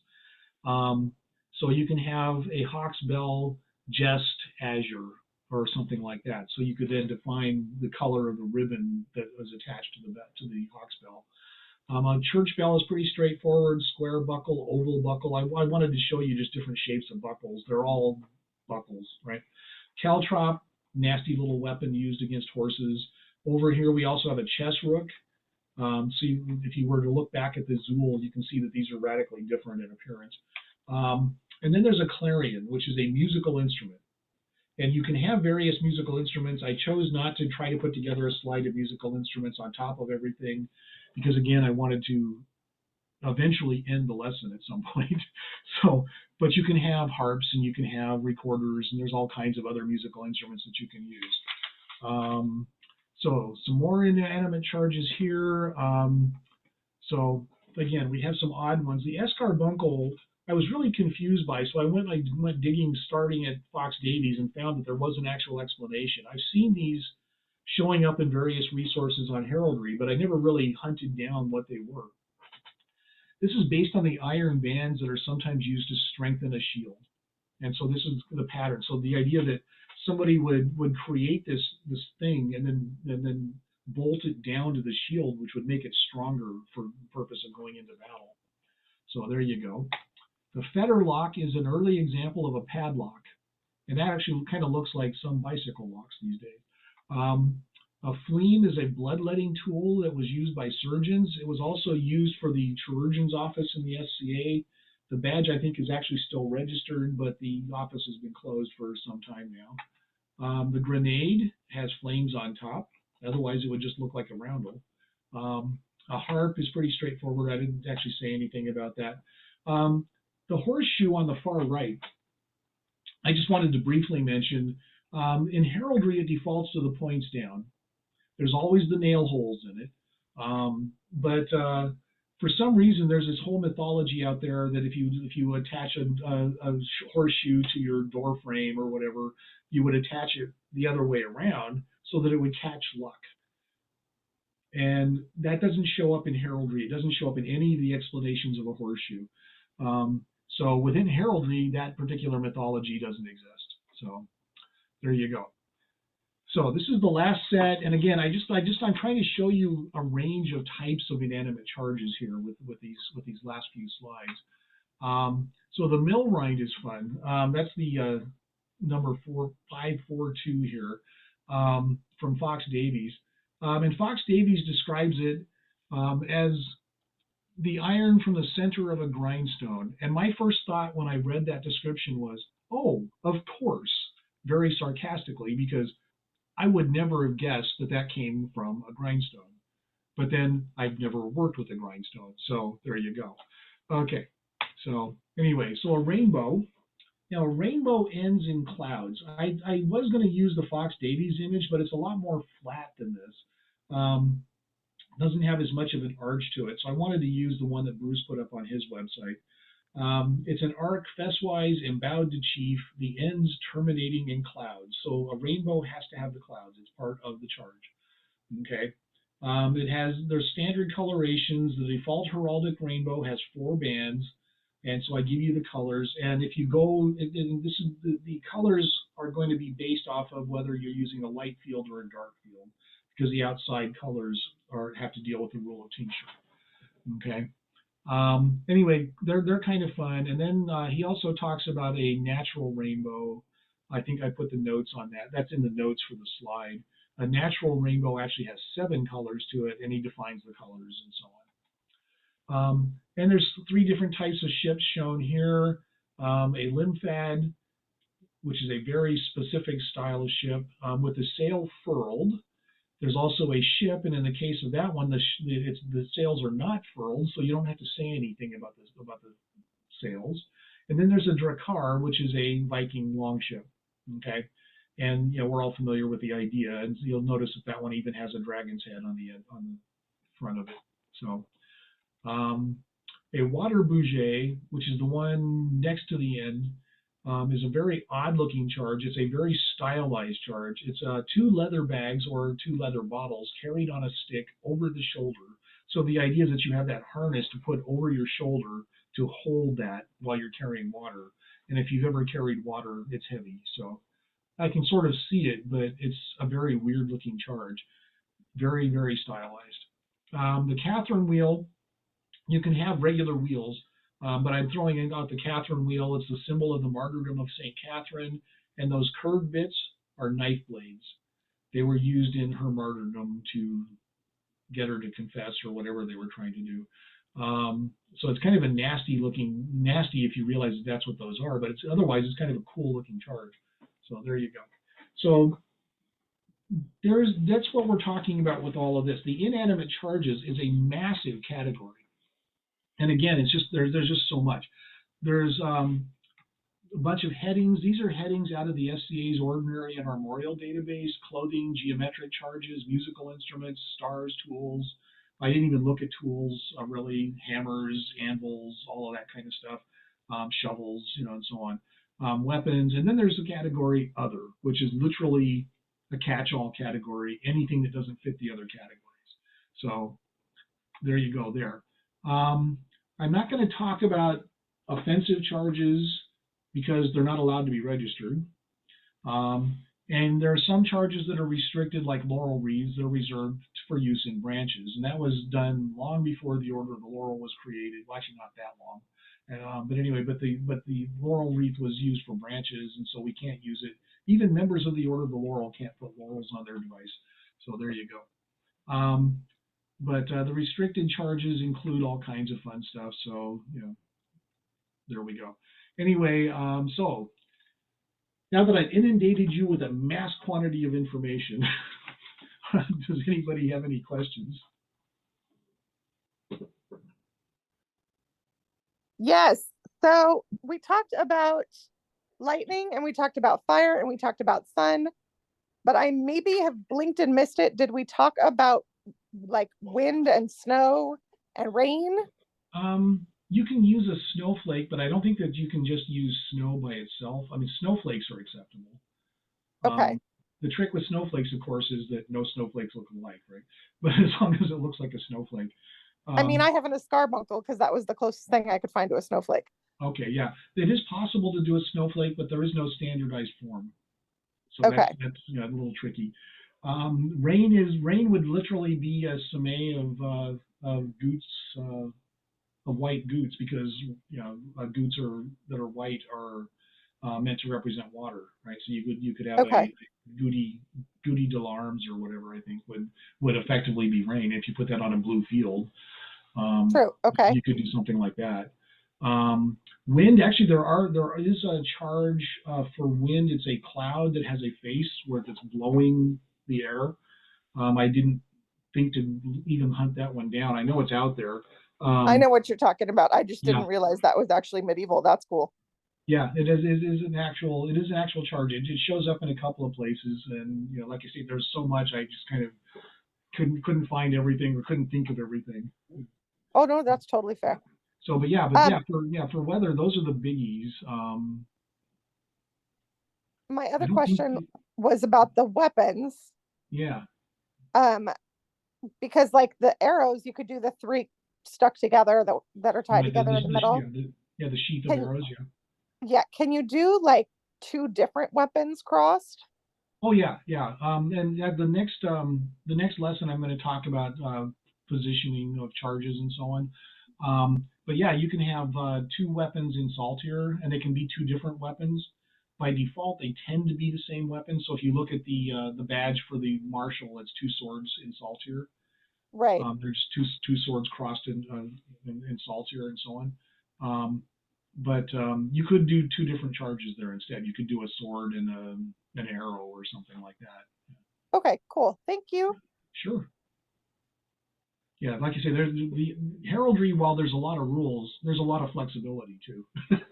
So it's one of those things. It's sometimes it feels like the rules get really restrictive, but if you really look at it as an overall thing, there's a lot that you can do. I mean, it really the field for what is possible is huge. And that is one of the fun parts of playing with heraldry and doing consulting with people for heraldry is sometimes somebody comes up with an idea that you did never thought of, but it turns out it's perfectly okay. So There's a question in the comments. question. Wilhelm asked it a little while ago, and by the time I saw it, you had already moved on. Oh, But are sorry. there options for an angler or lanternfish? I'm not real sure. For very specific type of fish, you might have to show that it was known in period, which would get tricky. I mean, obviously, a lot of these would have existed, but an angler, for example, if I'm recalling the anglerfish, it's from the very, very, very, very deep ocean, Correct. and our ancestors didn't get that deep in the ocean, except by accident. I mean, the only way it would have been pulled up is probably fishing, yeah, but I don't know if nets were that big. yeah, yeah. I just don't know that. Yeah, that would be a tricky one. I mean, it's possible. I don't want to completely state no, but I would be surprised because again, it's a case of would they actually have known about it in period, and that's where one of the hardest parts of some of the rules is what was known in period by our ancestors. When we were looking at at the octopus and the squid, the squid was based off of the idea of the kraken, which is the monster that sank ships, at least in mythology. And that's why they drew it the way they did. Could you maybe get around like for the anglerfish by doing a division and having a lantern above a fish? Yeah, you might be able to do something like that. So that you would be kind of alluding to rather than actually drawing an actual anglerfish. I mean, you could That's kind still of do a creative, use your creative Yeah, interpretation and you could stick on call an it artistic anglerfish. license. You could call it a fish, just a fish, and then very carefully draw it yourself as an anglerfish. But that gets tricky because then you would have to have notes somewhere for the scribe to know that that was an anglerfish. You know, Or because a they're going to fish see. maintaining a lantern? Yeah, a fish maintaining a lantern would be tricky because how would it maintain it?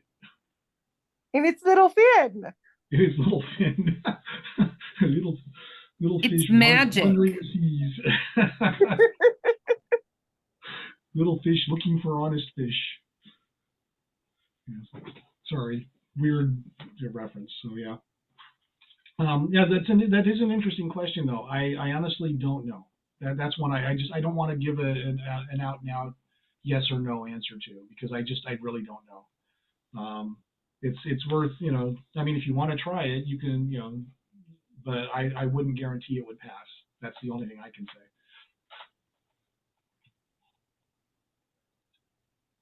So, but again, you could play with it and come up with something, again, playing with lanterns and a fish or something like that. But it wouldn't exactly look like the fish that you're thinking about. So, yeah, for some reason I didn't get the pop-up that showed me that there was a question because in the last few lessons it's been showing up, but it didn't this time. It Oh, didn't well. on mine either. Yeah. Oh, okay. Well, at least it's not just me. I know, Weird. because I made the same Ghostbusters joke at the same time you did. Ah, there's a chat now. Wow, weird. I clicked on the title bar on the bar that's on the screen, and now I'm seeing there's several items in chat. Okay, let's see. Options for angler. Yeah, okay, we just dealt with that. Lots of trefoils in Celtic knotwork. Yeah, the trefoil is actually a good way to deal with Celtic knotwork. The big problem with Celtic knotwork, we actually had somebody years ago who wanted to do a Celtic knotwork dog, and the problem is knotwork is, again, different from every image to every image. You can't give a very specific form and state this is the way this will always look if somebody draws it. And so one of the important aspects of heraldry is that we have to be able to blazon it in such a way that a scribe or somebody who has never seen the arms can get something very close to what you want. And so Celtic and even Viking knotwork just doesn't really work that way. So the closest you can get is something like using trefoils or using some of the other knots, quatrefoil knots, and so on. So yeah, Neil has 3 arrows crossed. Actually, Neil has 3 lances crossed, I believe. But yeah. So there's Crystaleek's question there. Okay. Yeah, that's weird. I didn't. Yeah. Okay. Mr. Lip. Okay. Fun. Okay. So yeah. So I just, now that I can see the messages there, that's weird. If I click on the title bar on the bar up here, then it starts to show me something. Or now it's no longer there. Weird. Zoom, you're being strange. Okay. Anyway. So, well, hopefully I answered at least some questions. Hopefully I've whet your appetite a bit, given you some more ideas. And we've covered a huge amount of ground. So let me come back to here. Come on. So the next lesson, which is also the last lesson, is putting it all together. We're going to talk about taking everything we've talked about, although I'm not going to be talking about specific charges most of the time, but we're going to be talking about the concepts and dealing with the ideas of heraldic design, period ideas behind heraldic design, why armory is flat rather than three-dimensional, all of that good stuff. We're going to talk about, oh, wait a minute, come back to here. We're going to be talking about some of the rules simply because we kind of have to, especially if you're considering registering something. We're going to talk about marshaling. We're going to talk about some interesting things that you can do, like counter changing, which we didn't really, excuse me, wow. We didn't talk about much, if at all, and various other things like that. So there's a bunch of concepts we want to look at. Just again, I just want to widen your range of what's possible. And so again, we'll talk about some of the rules. I don't want to get into all of the rules. That would be a whole nother set of lessons, and that's complex and weird. And most people don't need to know how all the rules work. And I only really know the rules that I go looking up because I needed to find something. So there are people that are much better at understanding every single aspect of some of the rules. Asa is one of these people who's, if not encyclopedic, she at least has a really good grounding in how a lot of it works, that kind of thing. I'm much better at just kind of the overall concepts, like I've been discussing through these 5 lessons.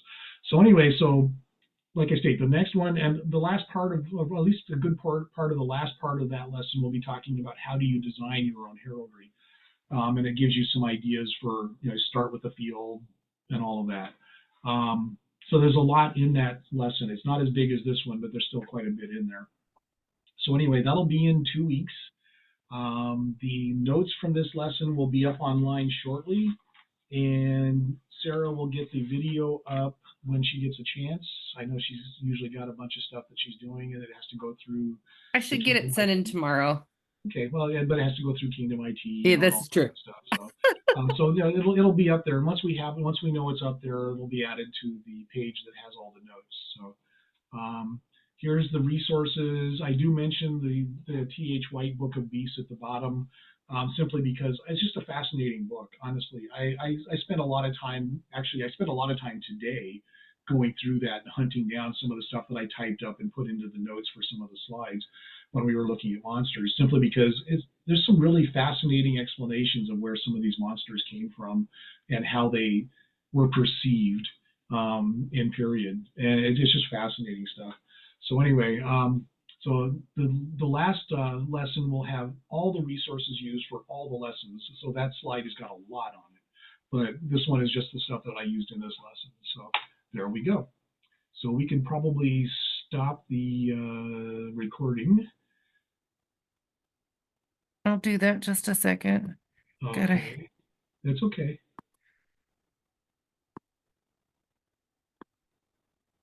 There it goes.